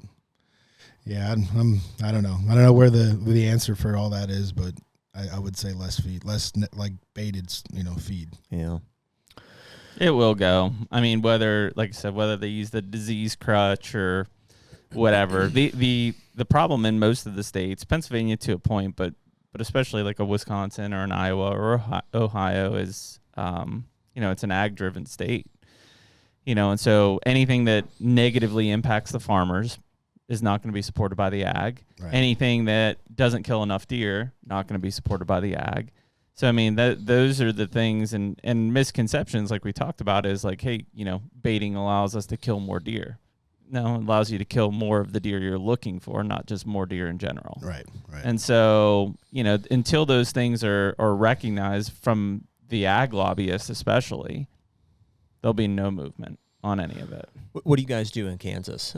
I know it's a part of the equation out there. I mean, do you hunt mainly corn piles, or like are they part of the strategy? How do you guys treat that? Some of the outfitters, that's for sure how they do their setups and all that kind of stuff. But no, we're trying to get in between travel corridors and areas where they're going to go look for stuff and bedding, for does and in between, and maybe it's in between feeders or whatever, but try not to do that.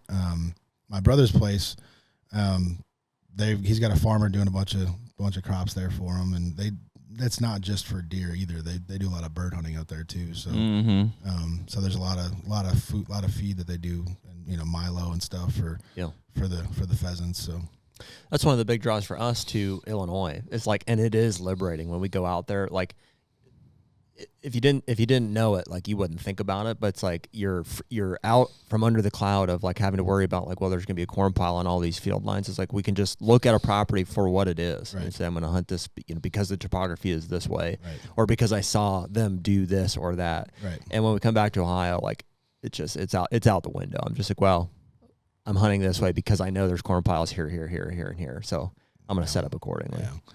Yeah, it definitely has an effect on how you hunt. And unfortunately, it's just how you got to deal with in those states. It's just what it is. Yeah. Yeah, it's tough.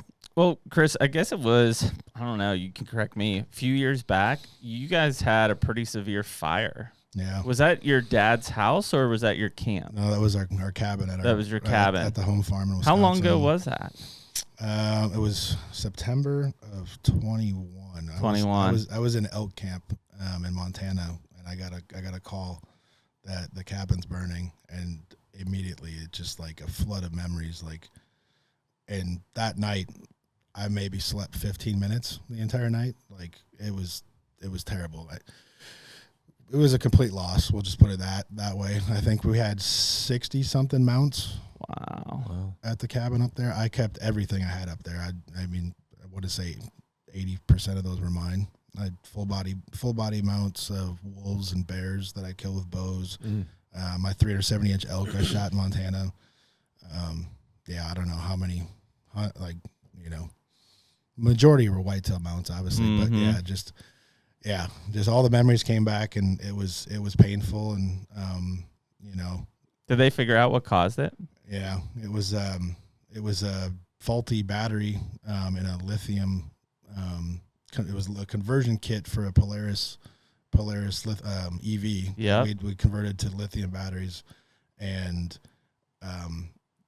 that afternoon, my dad went up to go fix a camera that wasn't working in the woods, and he had to go up a pretty steep pitch that was kind of rocky, and it was kind of, I think it bounced around a bit, and in that bouncing around, I think it somehow created a short. In one of the cells of one of the batteries, and he plugged it in to and left that just like he did every always other do. day. Yeah, and we have a place we'd pull in and park underneath the deck that we kind of had we'd put the stuff underneath the deck so the rain would stay off it, so it kept the stuff dry, and so it's parked underneath the deck, and right on the deck, of course, we had a gas line fed there to the grill, right? So the fire obviously started outside underneath the deck, super hot. With those lithium batteries. Yeah. How does that happen? It's just like spontaneously combust. The battery catches on fire. I think there was a short in it, and it got to a point where it was just hot. That lithium battery pops like that, and I mean, that's you a hear hot about fire. Does that like happen? Yeah. I mean, that's why you can't have them in your check bags on an airplane. Yeah, because they can't. At least if you're in the cabin on an airplane and the lithium battery starts on fire, they can put it in a bag, if you will. Yeah, and control it. Now, if it's underneath in your luggage and that goes, it could take the whole plane down. Wow. So that's why they want no lithium batteries in your check bags.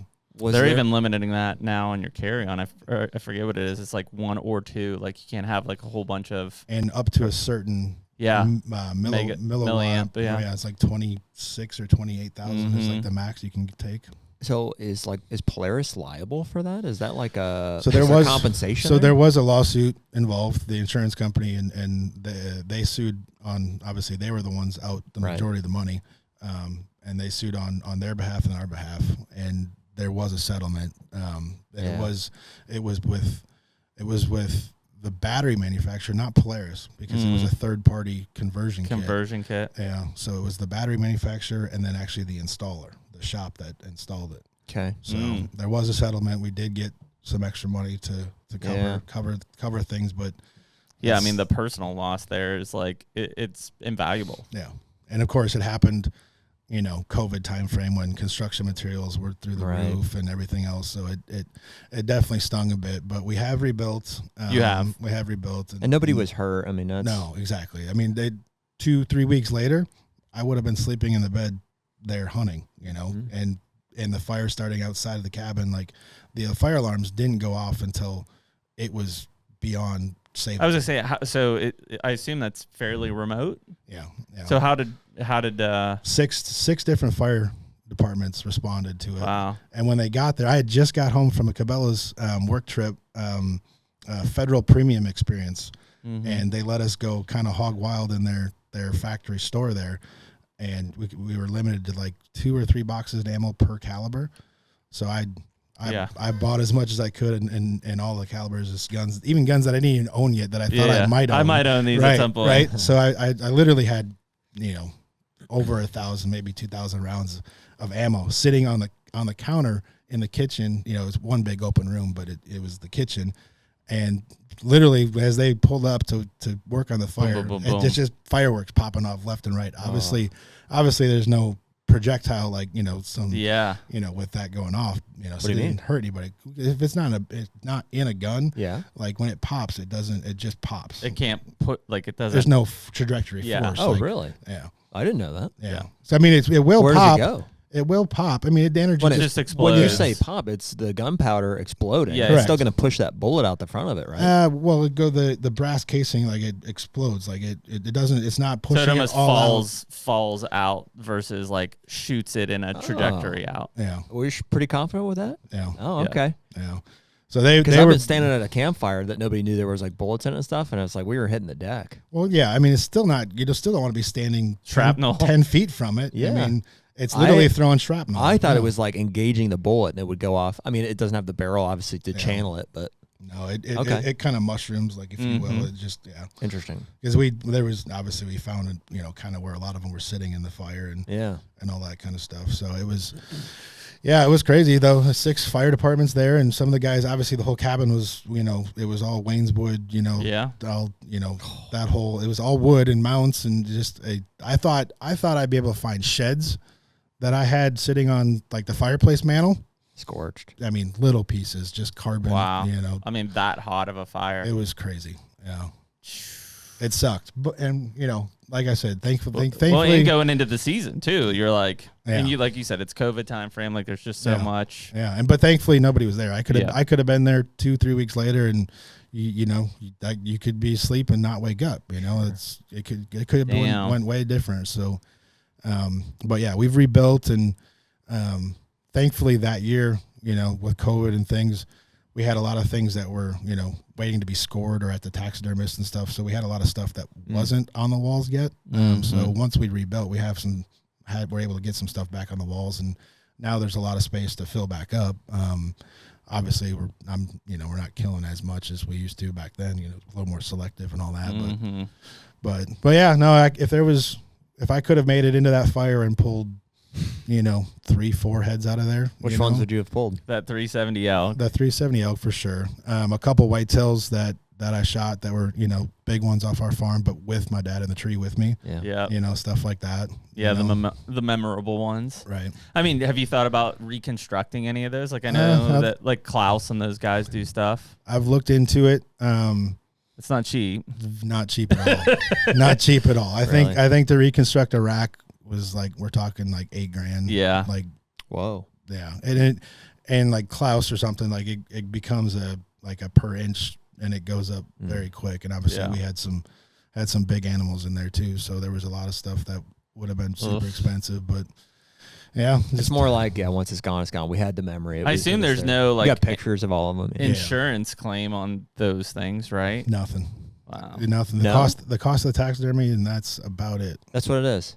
There's no factor for intangibles. No, there is. I think through Safari Club there is an insurance on trophies that you can do. Really, you can do with that. I haven't looked into it, but I know that that's an option. And that's but normal insurance isn't doing a personal loss on those things. No. Yeah. No, cost of the taxidermy, and that's about it. It doesn't take into the cost of the hunts. Yeah. To where you went from State Farm's not insuring that stuff. You know, and I don't think that I would pay to insure them either. Honestly, it's kind of like they're nice to have and they're fun to look at, but if they were to burn in a fire, you know what I mean. Right. It sucks. It is what it is. It sucks, but like it opened up wall space, so that's right. To fill new memories, right? New memories on the wall, right? And obviously, being a photographer, I've got a ton of good pictures, and we haven't done it yet, but it's on my list to do at some point, to do a big bulletin board, like a new wall, and print all the photos from everything. And, there you go. You know, and some of those bucks, you know, that I killed with my dad because he was in the tree with me, we have on video. You know, which is cool. We used to film a lot of that stuff too, so I still got those memories, you know, but from the actual getting to look up and see the mount, it's not there. It's not there anymore. Did you guys build on the exact same spot? Basically, you know, it was similar style of cabin, or did you change some things, or basically the same style cabin. But it was one of those things that you always think about, if we were to do this differently, if we were going to do it different, you know, not that we planned and wanted to do it, but you know, the way the cabin was before, the TV and the kind of hangout area was facing to the south. Well, most of the valley and where all the action of the deer and the stuff that we watch in the evenings when we're not hunting is to the north. So we kind of flip-flopped the kitchen and the hangout area. And so now you literally can sit watching the game and then also watching animals come out and kind of that's cool, keeping an eye on things. So just little things like that. And, you know, the old cabin, the basement was really just kind of open. It was like a big mud room. And then an open room, we had like 2 futons and a couple just like twin beds just out in this open room, you know, for when we had bigger camps and, you know, and whatnot. So then in the redo, we actually made bedrooms in the basement and kind of redesigned. We actually got like a locker room, if you will, you know, the whole locker room, if you feel, which still isn't completely done. You know, I got some work to do in there yet, but. How old is your dad now? 74.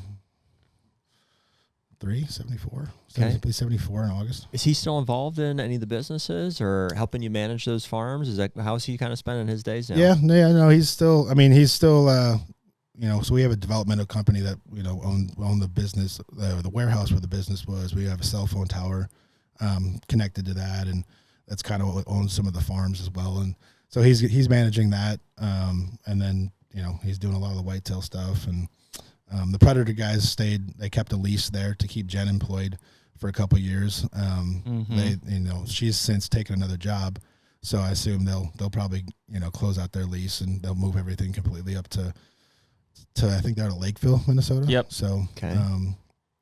And I'm stoked for those guys. I think the sale of the business was it was great for my old man to you know, take the stress off his shoulders and him not have to deal with that anymore. But I think we picked the right group of guys. Their vision for what they want to do, and, you know, they want Predator to be a premium brand. They want to compete with the Sitkas and the Kuyus and whatnot. And I think they absolutely can. They've got the patterns, I think, so that still work the best. They brought back Fall Brown, which is one of my favorites. Awesome. One of my favorites. We're both switching to it this year. Yeah. Last year we were like, I don't know, we like what we like, but then I saw it in person. I was like, yeah, right. It's fun, and I try to push for it to come back. And like, we had a 30th anniversary. I was like, this is the year to do it. Let's do it. And you know, he was trying to sell the business at that point, so he didn't want to take on any more risk and new product and trying to bring a new pattern back and all that. But, you know, how did that kind of come about, Chris? I mean, was your dad kind of towards the end of it just like, wow, we've been doing it long enough, or we've been approached, there's been some opportunities, let's see what, you know, yeah, I mean, one of these? I mean, my uncle being 13 years older than my dad, he'd kind of retired and kind of was kind of not involved with the business for a while. And he unfortunately passed away about, I don't know, maybe 4 or 5 years ago now. Okay. So, you know, my dad getting to that, you know, kind of past retirement age, but he was, you know, still kind of enjoying doing the business and whatnot. But it was finally time, and you know, my goals, you know, my photography stuff was doing really well, and my travel and that kind of stuff. And, you know, I plan on eventually having a gallery or multiple galleries at some point down the road. And I almost did open one in 2020, kind of when right when COVID happened. I had signed like an art gallery. I had signed a lease in Jackson, Wyoming. Okay. I had signed a lease, and the owner of the space came back to me, and he wanted a personal guarantee on top of everything else that I had signed in the lease. And I was like, okay, well, if I give you a personal guarantee, what are you gonna give me to give me a personal guarantee for everything? And I'd already shown that, you know, I could pay for it and all that kind of stuff. So, I mean, everything was good from that standpoint, but he wanted a personal guarantee. And I just, like, at that time, and it was like right as COVID was starting to happen. And I was like, yeah, maybe we ought to wait and see what's going to happen here. So good move. Yeah. So we waited, or I waited, and yeah, it's still on the back burner. At some point I will do that. You know, I've got a lot of, that seems like the place for it though. Like that location geo area. I mean, it's there in Colorado, I think, are the two places, for a lot. What I shoot is a lot of wildlife, fine art type stuff that, you know, will go well in cabins and second and third home type stuff. And, you know, Jackson being at one of the entrances to the parks there with Tetons and Yellowstone, they put 7 million people through Yellowstone every year. So You Yep, know, that's a traffic spot. to do a gallery. One, people are going there to see those things, so it's you already got their interest from that standpoint. But you know, a guy that I talked to doing my research and a lot of the gallery stuff was like, you need if there's 7 million people there, 10% of those people will come into your gallery, and 10% of those people will buy. So there you go. So you know the math, right? Yeah. Because where's Cody's dad's place at? It's gonna be Montana somewhere. It's in Montana. Yeah, Dick Idle. Yeah. Okay. That's where they're from for sure. So they have an art gallery out there. And I think you're right. I'm gonna say there's a few of them. Yeah. Maybe. Yeah, I think there are. In fact, that's one of these guys here. Yeah, Cody's buddy. Okay. I don't know. Yeah, if we know the name on that, we can look that up. But he painted that guy there. Sharp. Frederick. Yeah, yours would be strictly photography then. Yeah, fine art photography. Yep. Okay. Mm-hmm. Yep. I mean, obviously, when you say fine art photography, what classification is that? I can't. Hard to exactly give the exact difference in it, but they'd be all finished pieces, you know, ready to hang, like high end type imagery stuff that you would, you know, see in an art gallery, right? Do you do in that case? Is it like exclusive prints? Like, are you doing, you know, multiple? Yeah, no, everything would be, you know, from a limited standpoint, right? There'd be a small number, which makes it more of the fine art side versus just like Correct. a run of like, you know, there's 100 of these out there type of thing. Well, in the fine art world, from again my research is like anything under 300 is prints considered a fine, considered kind of fine art. Okay. Anything over that is kind of considered a poster run. Gotcha. You know, so I was going to be more, I think, in the 100 range. And so obviously fine art, you know, stuff is going to appreciate. That's the goal, right? You know, somebody can buy a print that is at some point will be sold out, and then limited run, and somebody else will want that and they'll pay more for it, right? So there's a whole secondary art market for those things. Are you selling your photography currently? I do have a website. Okay. It's kind of, again, been put on the back burner with the new level business.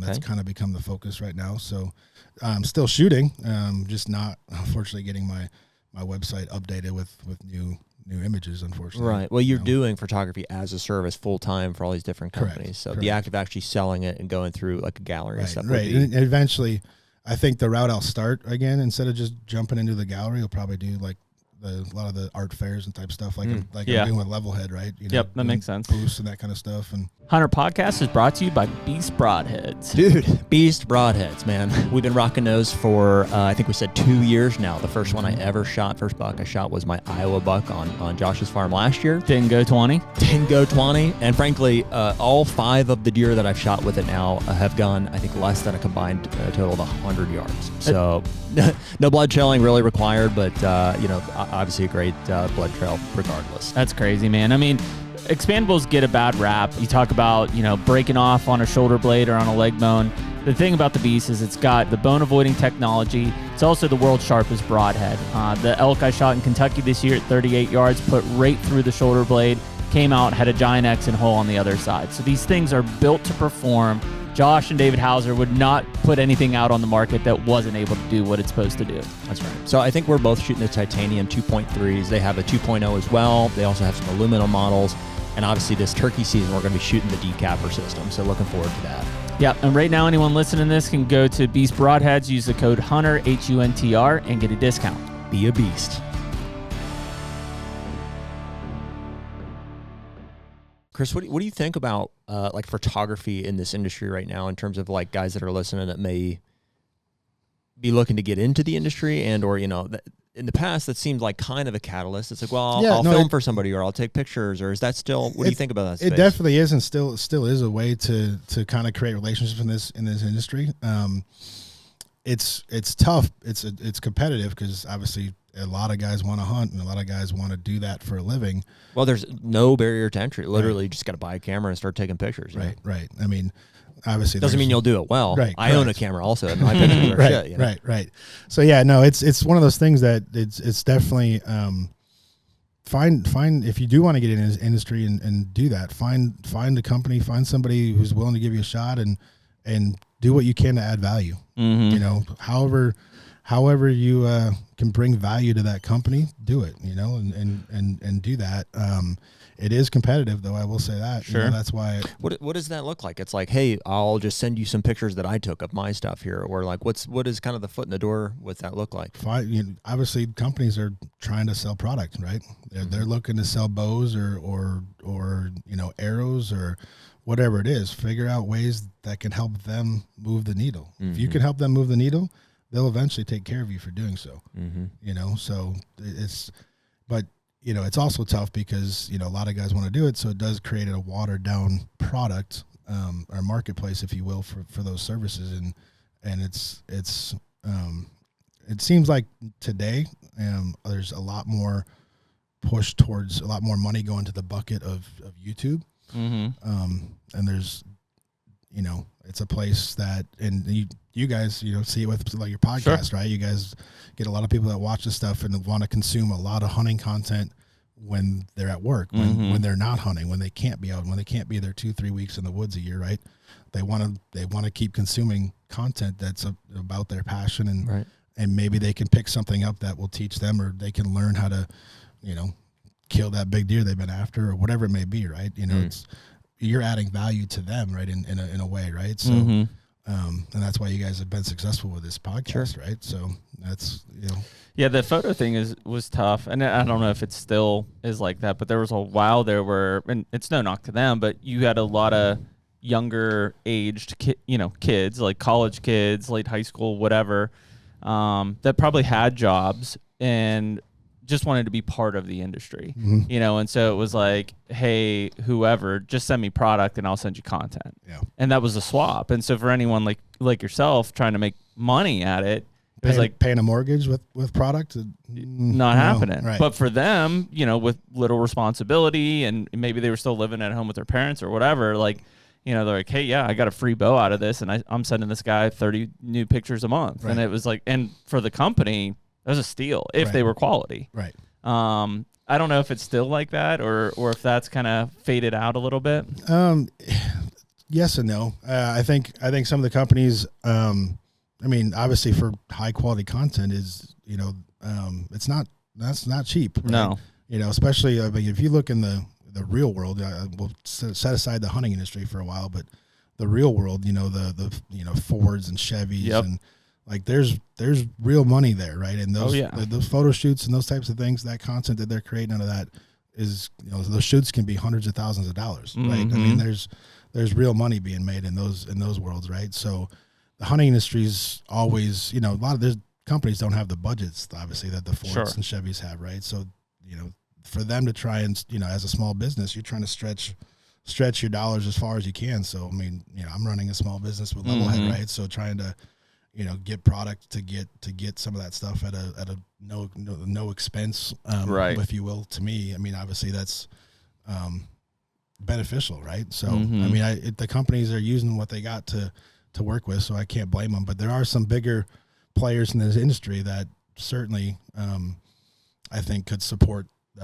I guess the trade, if you will, the photography and the content a little bit better. Well, I think there's just from my viewpoint, there's always been kind of two avenues of content. Number one, companies need content, right? It's a content heavy marketing strategy for this entire industry, and I think that the third party kind of produced, almost user generated to a point content is a great avenue. But then I think there's a brand level content from a professionalism standpoint, from a strategic standpoint, to what the brand actually needs to move product or gain awareness. Right. That's the avenue from a professional side of things that seems to be still moving along strong for the right companies and the companies that have the financial budget to do so. And you see that, right? When you see the advertising, you can tell the difference between a company that's just using influencer or that type of sponsored content coming through versus ones that are having dedicated shoots for specific strategy to what they're trying to accomplish. Right. And the stuff that I think works and sells is the more authentic stuff that you can create. Is it's authentic as you can, because those stage shoots and all that kind of stuff, that shines through. And the authentic stuff is hands down better, and so it's why it works. But it's one of those things. So. Yeah, it's crazy. I mean, when there's so many people I think that kind of look at the industry side of things and they just think because of all the brands and everything that's in it that it's just a large industry, and it's not. It's not. Once you're inside the industry, it's very small. Very small. It's a small, tight group of people. I mean, we always joke about. Every ATA show, it's like, oh, this guy left this company, now he pops up at this company, right? It's not like new blood is just constantly flowing in. It's like we're just recycling through the space. But definitely a lot of that, yeah. But I mean, that's why the networking side of it's important. That's why the reputation side of it is critical, because it is small, and so you start burning bridges or mess things up, and like nobody wants to touch it with a 10-foot pole at that point. Right. But yeah, go back to the guys. People want to get involved in the industry. Like go to these TAC events, meet people at the booths, and tell them you're interested. Tell them you however you can add value. What you could do for them, which isn't gonna be a lot out of your book. And I mean, you don't have to make any money early on, right? I mean, you're doing it to prove what you can do, and then get your foot in the door, right? So it's interesting to hear it from your perspective, or from a photography standpoint, because we have people ask us, or express to us, I just want to get my foot in the door, I just want to be involved in the industry, and I'm like, and they're asking for how do we do that, and I'm like, I don't know first of all what that means, or what that looks like. What's your skill? What can you do? It's more so one of those things. You just look back on it, or we find like, oh, I guess we are kind of in the industry. It's like, but you guys are adding value to the listener. One, there's things to be learned. Well, for us, it was a cognitive decision. I mean, to boil it down, it's film yourself talking and put it on YouTube. Right. Okay, so that apparently is one course that can work. And now you have thousands of people that are doing that. And why does this one resonate versus this one, or why does the algorithm, or why does why does anything happen? Right. We don't know. All we know is it's taken some work. We found something that is working. Yeah. Yeah, something that seemed to gain views, which we saw was valuable. So, and not like that was let's keep doing that, but it just endorsed what we were already doing, which is let's just have a conversation and film it and put some quality, some production level to it, and put it on YouTube and clip it up for social, and that seemed to work. So that was one avenue into at least having a podcast in the industry, which is not the only way by any means. I mean, there's lots of other. Right. So that's I think what the question is at the end of the day is, what do you want to do? Do you want to be involved with a company from like a manufacturing standpoint, from a marketing standpoint? Do you want to have your own thing? Like, right. Well, I mean, it's a big world out there. There are a lot of companies that aren't in great hunting locations. So yeah, I mean, there's a lot of guys that want to be involved in the industry, but you might have to move to where they're at, and Hoyt's a big player in this industry. Yeah. If you're a whitetail guy, move to Utah. There's not a lot of great whitetail in Utah. No. So, you also have to put in place, like we knew a couple guys that were going to do some video work for Hoyt, and you got to live, in Salt Lake City area. It's not cheap. Yeah. Yeah. So like when you start to value, like, maybe where you're at, that X dollar salary sounds great. Now relocate that and live in Salt Lake, and it's like you can't. And then there's the other aspect of it of being a photographer, or you guys like doing the podcast, right? It might be fun at first, but eventually it turns into a job, and it's something you have to do every day. Yeah. There's trips with Cabelas and stuff that we do in Bass Pro that I don't necessarily want to go on, but. It's work. That's work, right? Once you turn it into the way you make your living, like it changes. And it's the passion may not be there. It's photography for me. I always enjoy it. It's always going to be there for me. But a lot of times though, there's still trips that I'd rather not go do. Well, that's the most liberating, or. That would be the best case scenario, is if you can find a way to do it that's like on your own terms. And that may mean not ever turning it fully into a living. Like, dude, I can say genuinely over 5 years, there's not ever been one time where I did not want to come do a podcast. Never one time. It's always been like, oh, dude, there's been some I'm more excited for than others, but it's always something that I enjoy doing. Well, you guys are doing it right, though. I mean, you're getting to have conversations with a lot of interesting people, and there's things to be learned, there's things that takeaways and all that kind of stuff, even for you guys. Like, this is what 322 now. So I mean, there's always something to be taken away, right? So but it's still, it requires a regimental massive schedule.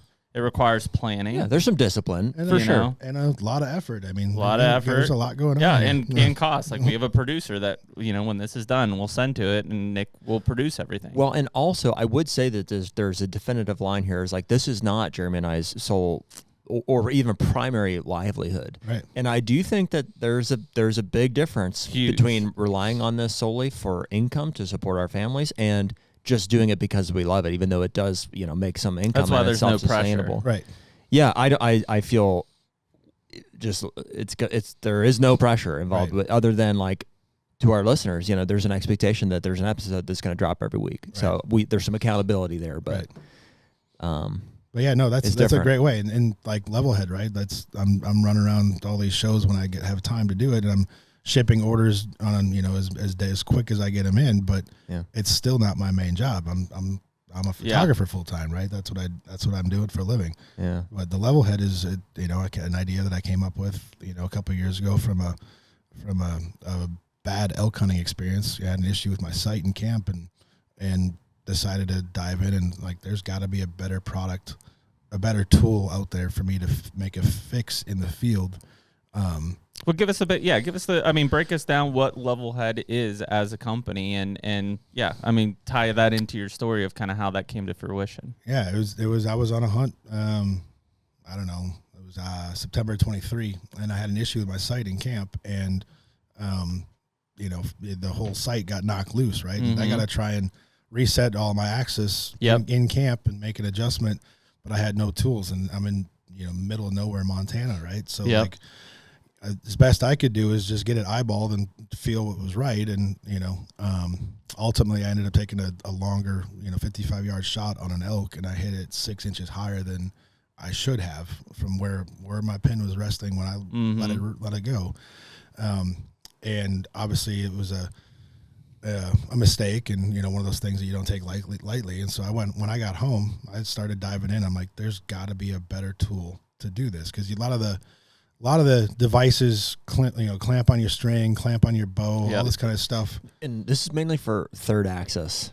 Well, is the issue. It really first, second, and third. You kind of do all three of them. Set them with these. Well, second axis, I guess. Well, first axis right now you can't. If you would give us a breakdown of which axis is which. We've had multiple people explain it. I think we have a pretty good understanding. But if you would, so for our listeners, first axis is just the plane that your scope, if you've got a dialed sight, is going to travel up and down on, right? Mm-hmm. Right. So that's the plane, and there's no right or wrong way. There's guys that like to do it off the string. There's guys that like to do it off the riser. There's guys, pro shooters, that like to have it at a 4-degree offset. And as long as that bar is traveling in that same plane, and that bubble tells you you're on that plane every time you shoot. Mm-hmm. And when you dial and it's going to stay in that plane, right? Then your arrow's not going to drift left or right. So that's your housing. So it's straight like up, this? down. That's the bar, the sight housing when you dial, when it goes up straight up and down. Yeah, so making sure it's straight as opposed to this way or this way. Right. That's first degree axis. That's the first axis, right? And like I said, there's no exact perfect way. Everybody you can do it differently. Like I said, there's guys that do it with a 4-degree offset. Mm-hmm. It's because it's more natural to how they hold the bow. Yeah, from like a torque standpoint. Right. A 4-degree offset would turn the sight like this. Well, just when you go to full draw, your natural hold might be 4 or 5 degrees. Just rolling that hand. And if you're constantly fighting your bubble. Yeah. If you feel like you're constantly fighting that bubble. Yeah. Maybe it's more natural for you to shoot it off. At an offset, right? Okay. So that's the first axis. Second axis is in the sight housing itself. There's it's a kind of a left and right thing, and you got to get that then to match. It's this. Nope. This is going to be third. That'll be the third. Second is way. this. So it'd be your pin doing this. Okay, so first axis, second axis. Correct. So now second axis you want to third match. Axis. You want to match that second axis, so that pin is vertical, or the pins if there's your turn. Yeah, vertical on with your bar, right? Yeah. Okay. Right. So and then third axis is going to be this, right, coming to or away from you, and that's going to be mostly critical in your up and downhill shots. Yeah, your ankles. Okay. Right. So and it's the most overlooked. It's because it's one you can't adjust in the shop, right? Well, they set to a default, and you can with my levels, like you can tip the bow down and you can work at an angle, and you can do it, and you can even do it at full draw with the levels in there. But you can only get it close. Then from there you kind of got to shoot it in. Okay. But once you get that pin in the perfect point, then no matter what angles you shoot at and where you're at with what yardage, whatever, that pin is going to be exactly on that target, right? Okay.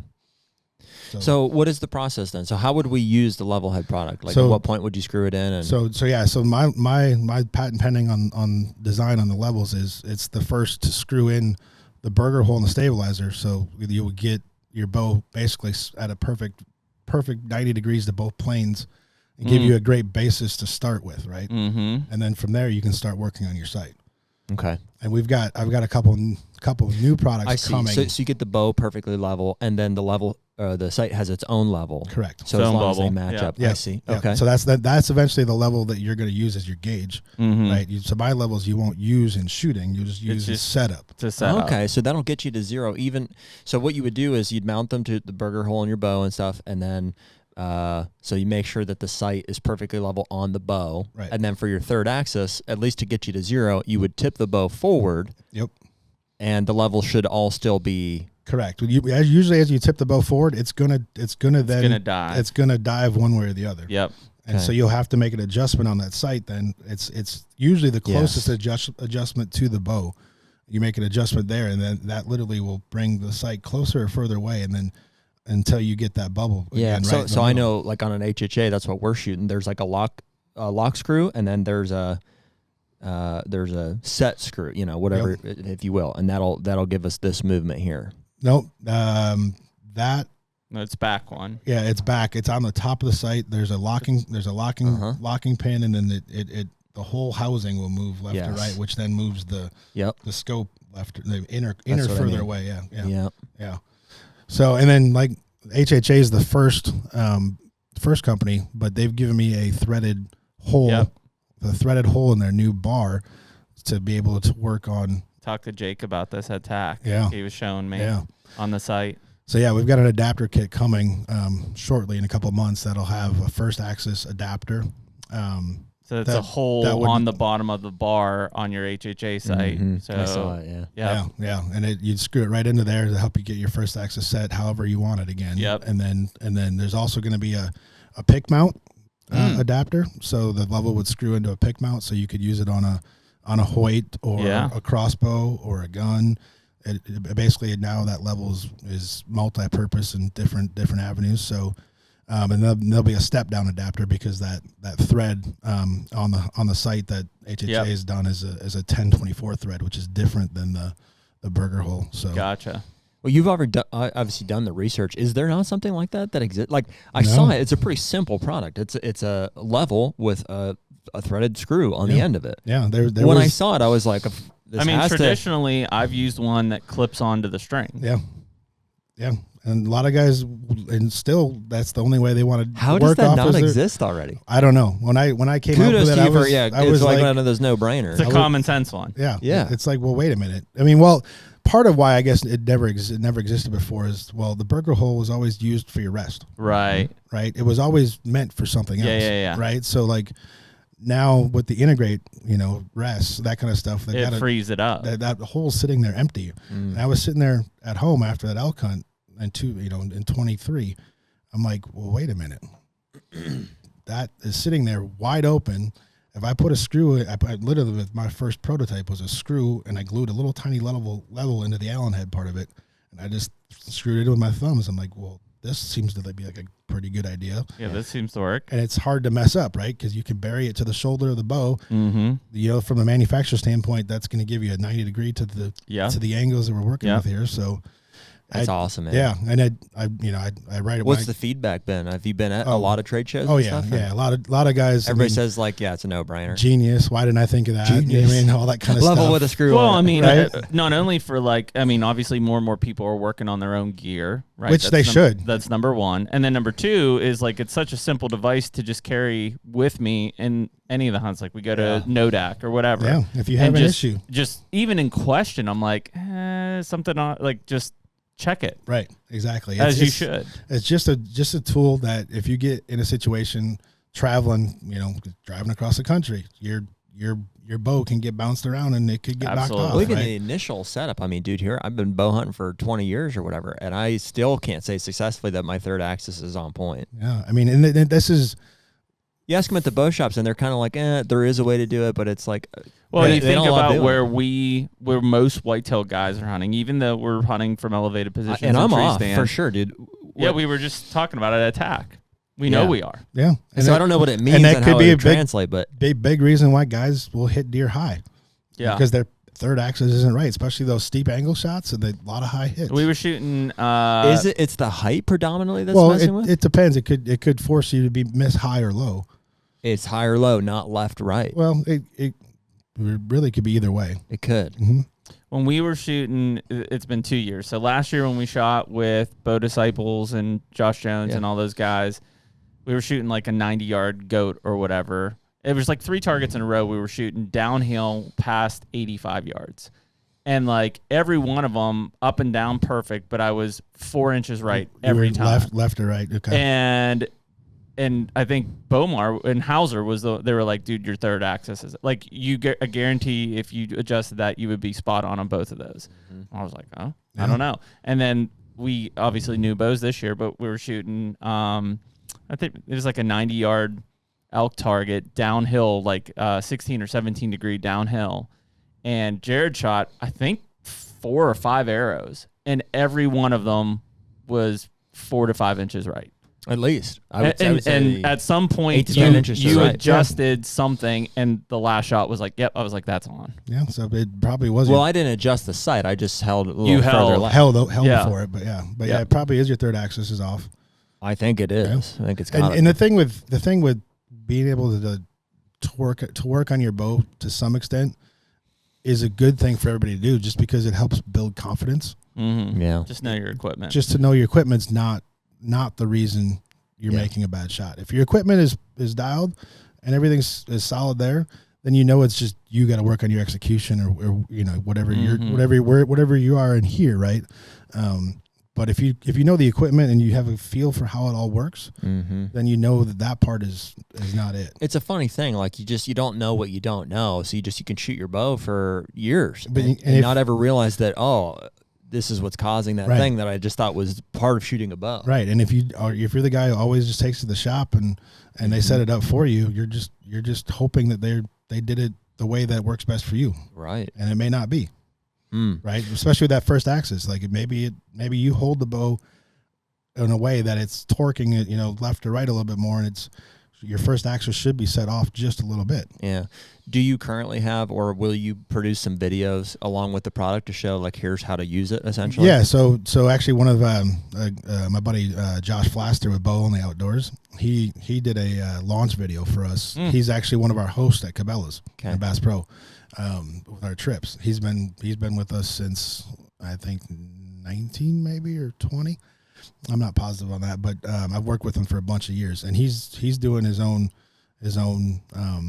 bow only, like, educational type stuff. He does his videos, all that kind of stuff, and very knowledgeable guy. He used to be, actually where Adam hired him from he was a bow tech at Shields. Was where Adam found him. So he's very knowledgeable on archery and all that kind of stuff, and is constantly trying to help people get better at archery. And he's right now actually currently trying to reteach himself how to shoot left-handed instead of right. Wow. Because he was dealing with some sort of shake that was just uncontrollable in his right-handed shooting, and it's not a target painting thing. It's I can't remember what it's called, but it's to the point where it is a big issue. So he's switched to left hand. Wow. He has no shake, but he's got to reteach himself. Holy shit. Dude, have you ever tried to shoot a bow left-handed? No way.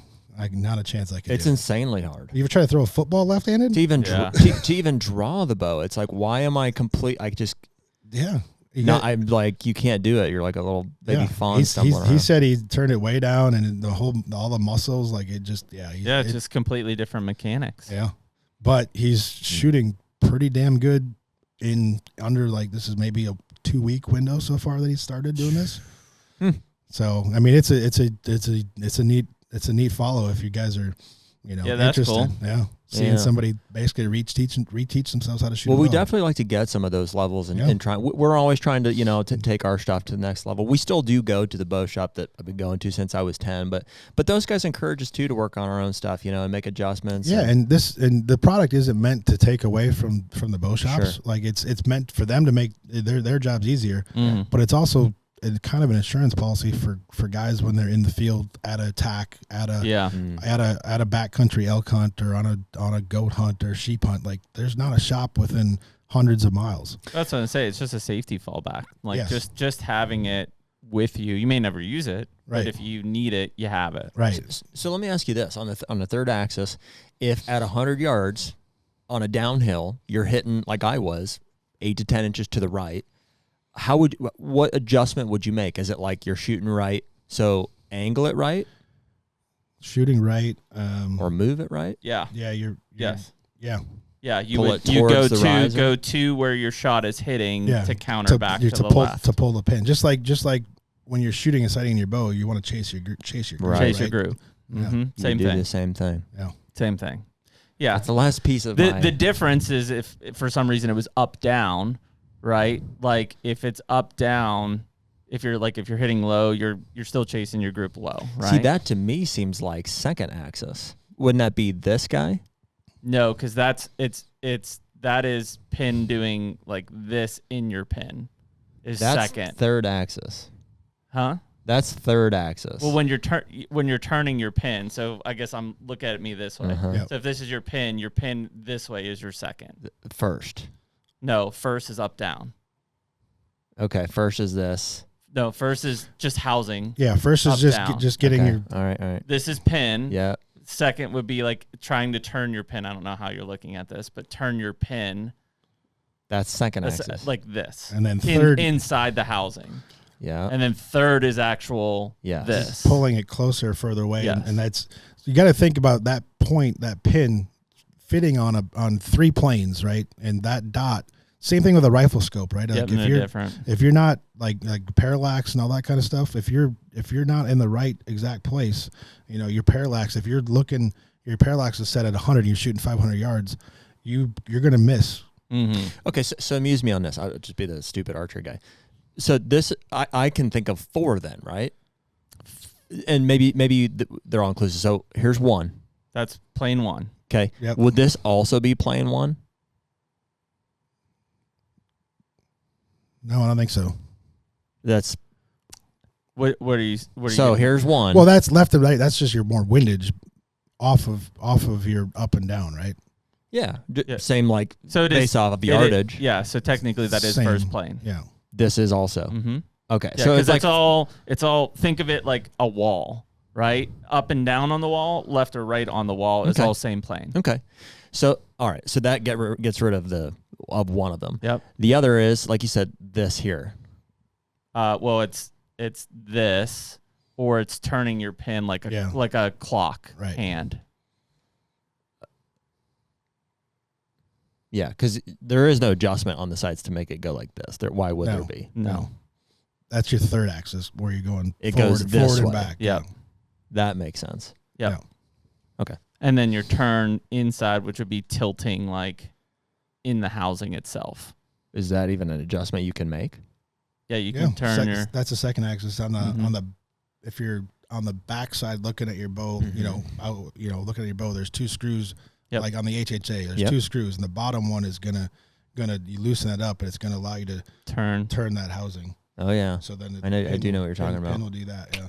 Yep, that's your second. That's I your should second. not be trusted with some of this stuff. But, but it's good to learn. Yeah. So you can, if you have an issue in the field at an event. How many arrows do you guys lose, by the way? I 0? lost 3. On like the first 3 targets. Yeah. he got better from there. Once we got out of the wind a little bit. Came out a little rusty. Oh yeah, dude. I haven't shot I pulled my bow out from January Tuesday and shot Thursday. Mm-hmm. Yeah. That's why those events are so fun, though. It forces you to shoot and to take shots that you're not going to do. Yeah, and I mean, I think that, all three of them I probably lost were over 75 yards, which, we shot the Sitka course. They were all far shots. It was tough. Right. Challenging. And, 75 yards, not a shot you're going to take on many animals. No. Yeah. I shot really good, but that 100-yard target, noticeably, I was like, oh, there's something off here with presumably my third axis, but I don't have the tools. Or the if it's a left-right thing. It was, for sure. And I had a good group for 100 yards. I was like, hey, you were tight. It just was, like you said, whatever, 6 to 8 inches right every time. That's why that 111-yard truck shot is so fun. Oh, yeah. Right? Well, I'll take and apply it moving forward after shooting that 90-pound bow. The other day, I was like, let's go ahead and get one of those ordered. You shoot it? You liked it? Absolutely. Nice. I've been shooting 80 with Matthews, so. Yeah. That's what mine is now, and it's super comfortable. I've got mine set at 80% let off, so really it wasn't that different. Like on the 90, once it's back, it's there. Still, you're fighting it a little bit. I was telling Belmar about that. He's like, oh, dude, you absolutely have to shoot that 90 at 75% let off. I'm like, dude, that's too much. Like, your shoulders are young, but they're not that young. Uh-huh. Yeah. The last thing you want to do is rip a rotator cuff going into the season. Yeah. No, it's honestly, I'm not worried about injury. I mean, I wouldn't shoot the bow if that was a concern. It's just target panic. Mm-hmm. You know what I mean? I don't want to do things that are going to like force you into a bad mental state. No with reason. it. Yeah. Mm-hmm. Hunter Podcast is brought to you by Lone Wolf Custom Gear. Man, no doubt one of the most important pieces of equipment we have besides our bows are tree stands. The tree stand. We've been rocking Lone Wolf Custom Gear for several years now. I've got the .75. You're using primarily the .5. And it has changed the way that we've been able to be mobile in the woods. Running and gunning, man. Not only that, we have our woods are littered with the Patriot Series stands at this point now for us for permanent stands and also for the dads. And it's just been awesome to get to know those guys over the years. We have a really good relationship with the DeQuistos and everybody involved with that company. I'll give AJ a shout out there. And so to mention those guys, we are doing the Whitetail Roadshow again at my farm this year. Second annual. I believe it's going to be around the weekend of August 15th. It'll be a limited ticketed event, so we'll let you guys know as soon as those are available.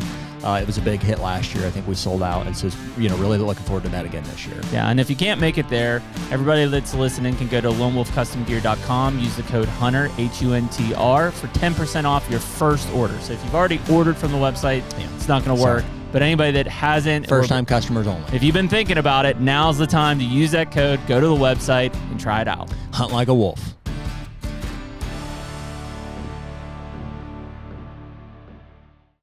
I was going to go back to Predator quick. You guys have been wearing it now. I mean, you've been wearing it for a lot of years, but but back to you're not working with those guys, the new guys, the new owners. It's been awesome, man. And those guys at Core have been really good with us. In fact, they took a lot of what we gave them last year from input into the new 26 line that's coming out here end of this month or early July. Yeah. And so we got our hands on that at ATA for the first time, and I'm ecstatic. Yeah, we were really impressed with what new they did. all season stuff that came out, because they discontinued the high plane stuff, and I was like, no, that's the main stuff, you know. But they came back and, like Jeremy said, took some of our feedback, and so I'm really excited with that new stuff. Yeah, that I think going back to like when we sold the business, it was the right choice. They've been in the clothing business industry. They've been in the hunting industry. They know what they're doing. So they have a lot of synergy already there. So it's in the right hands, and I think they've got the right vision, and where they want to take the company, I think is super cool. And I saw some of the stuff at ATA as well, and did you? I'm excited too. Yeah. Yeah, I think you going to be rocking new stuff this year? Oh yeah, fall brown definitely is going to be. Yeah, right on, bro. They've been the material side of things that they thought through was really good, and I mean I think the biggest thing, because we had just kind of formulated the relationship, or I don't even know if it was inked yet when we went up to Minnesota last year. It wasn't. It was probably around this time, I think. And when we sat down, and they were kind of like, hey, like, here's what we're planning on releasing this year, like, have at it. And I mean, literally, I think we broke down every piece of apparel that they had, and it was like, here's the good stuff, here's the bad stuff, here's why we like this, here's why we don't like this. and we were coming from a mindset of all different types of conditions, early season, Western type hunting. And a lot of their initial stuff was thought around, Wisconsin, Minnesota hunting. Very northeastern, yeah. Yeah, and so it's like when you start to think about that side of things, it's like, yeah, you guys get colder in November than we do when I'm hunting in Kentucky or whatever. Yeah. And so just that mindset and talk through, and yeah, those guys adapted a lot of those pieces, a lot of the stuff that they have set up for this year is really exciting to see. Yeah, I mean, just you guys' experience wearing the patterns, like. There's nothing like it. There's no better pattern out there. Yeah. I can say that confidently. It's like almost like unfair.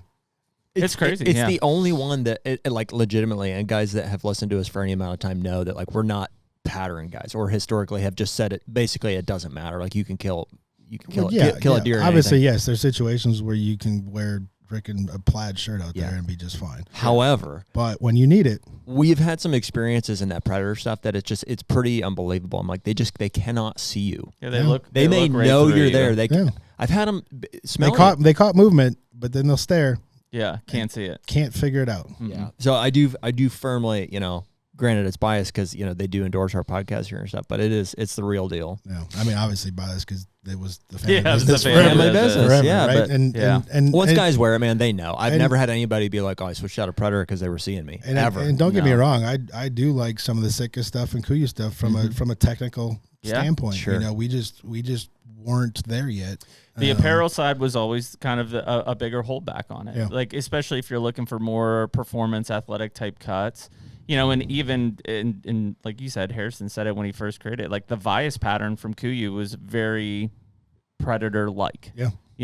When I was wearing Kuyu, I wore the Vias pattern because I was like, this is as close to breakup pattern as I can get. Right. And that's the whole point, right? We don't want to blend in and look like something. I don't want to be a blob. Right. I don't want to try to look like a limb. Mm-hmm. That's not the point. Yeah. It's point is to not look like a threat. Yeah. Yeah. And I think people, when you talk through with them and you start to describe, like, especially bow hunters, being at an elevated position, stand on the ground and look up into the trees. And at a distance, too. Absolutely. That's and see what you see. The stuff that looks like a tree and you're 10 yards or 5 yards away, you're looking at it and like, yeah, sure. Yeah, cool. Step back 30, 40 yards where we're trying to hunt from. Yeah. Yeah, it's a huge advantage to having, and it definitely is a confidence booster, knowing that you've got something that gives you that strategic advantage. And now with the apparel performance side, and even when you guys were there, like Jared said, that high plane suit, I mean, I wore the shit out of that thing. Yeah. And then when you came out, what was it? The ambush was the lightweight stuff? Nope, that was the Airstream. The Airstream stuff. Yeah. And so like all of those things incrementally were getting you closer to having performance-based apparel with that pattern. Right. And yeah, dude, I mean, I just different layering systems, and that covered you from September to January. Right. Yeah. And then back to the confidence thing is the same thing with working on your bow. Like you're having confidence in that equipment, right? Like you know that if you screw up, it's not your equipment. It's something you did. Mm-hmm. Yeah. They busted you moving and whatever, or they smelt you, or Oh yeah. No, that part's dialed. We've got zero complaints with the gear. So, and it's a good system. Yeah, man. It's been awesome. But very cool. Well, cool, dude. Well, we appreciate you coming in, and it was good to finally get you in person down here, and excited to hear about the new company too. I think that's something that a lot of our listeners will really want to dive into to tweak their own stuff. If you have some packs in the truck, we're going to take some off. I'll definitely hook you guys up, and I appreciate the shameless plugs, too. So. No, man. I mean, it's the basis of this podcast, whether it's, tactics and or gear. Like our goal is to help people who are listening to this understand how to make themselves better or be more prepared in a lot of cases. And I think that's something that's a no-brainer to have to tweak your stuff beforehand. But again, it's just like carrying like having my Allen set with me. Like I may never use it all season, but it's in my bino harness all the time. Yeah. Just in case. In case you just need in it. case. Because what's going to happen is you're going to need it in the worst possible time. Absolutely. You know? I just want to have it there, and when I need it, I got it, type of thing. So Exactly. yeah, I think it's a really cool thing. And yeah, I mean, honestly, we owe you a big thanks because you were our connection to the core guys, you know. And honestly, when you told me initially that the deal was going down, I think I told Jared, I was like, shit, man, that we should have bought that company because that was just the confidence that we had in what that pattern and that brand could do ultimately. And yeah, I'm excited to see where the company goes here over the next few years. I think it's in good hands. Like we had a couple other interested parties, but you're just not sure. And once we actually sat down with some of us, we like dove into like creating products and like fabrics and weights and all of the things that goes into making clothing. It was just like over their head. Yeah. So those guys, it was a really good fit. It's another family business. Yeah, exactly. I didn't even know it at the time until we got to meet those guys. Like it was their dads that started that business. Yeah. So that's cool. And yeah, staying in the upper Midwest as well, just rich hunting tradition. Well, you might be happy to know too that they've been very open about what they don't know. Like they rely on us heavily for, not like we're the ones, pulling strings by any means, but they'll ask us, they'll say, what do you, what do you think about this? Or do you think there's room for something like this in the line? And we'll tell them, I told you the other day pretty directly if it is or if it's not. And they seem to be receptive. But that's what you need to hear as a product designer, right? And we see that in some of the new lines they come out. I'm like, dude, that's exactly what we asked for. Like, that's awesome. The tough part with clothing is it can take a lot of time. Yeah, it does. It just their product cycle and a lot of the times there's smaller companies, your minimums you got to produce stuff. Right. Sometimes is the volume that you got to produce is a 2-3 year supply. Yep. So obviously if get sales up, things can move quicker and you start to see those changes happen a lot quicker. So yeah. So I hope nothing but the best for those guys because I do want to see it around for a long time because it's still my favorite stuff. So yep, right on. I think it will, man, for sure. Well, cool. Well, we appreciate everybody listening to this episode of Hunter Podcast. Chris Hood, and we will catch you guys next week. Later. Take me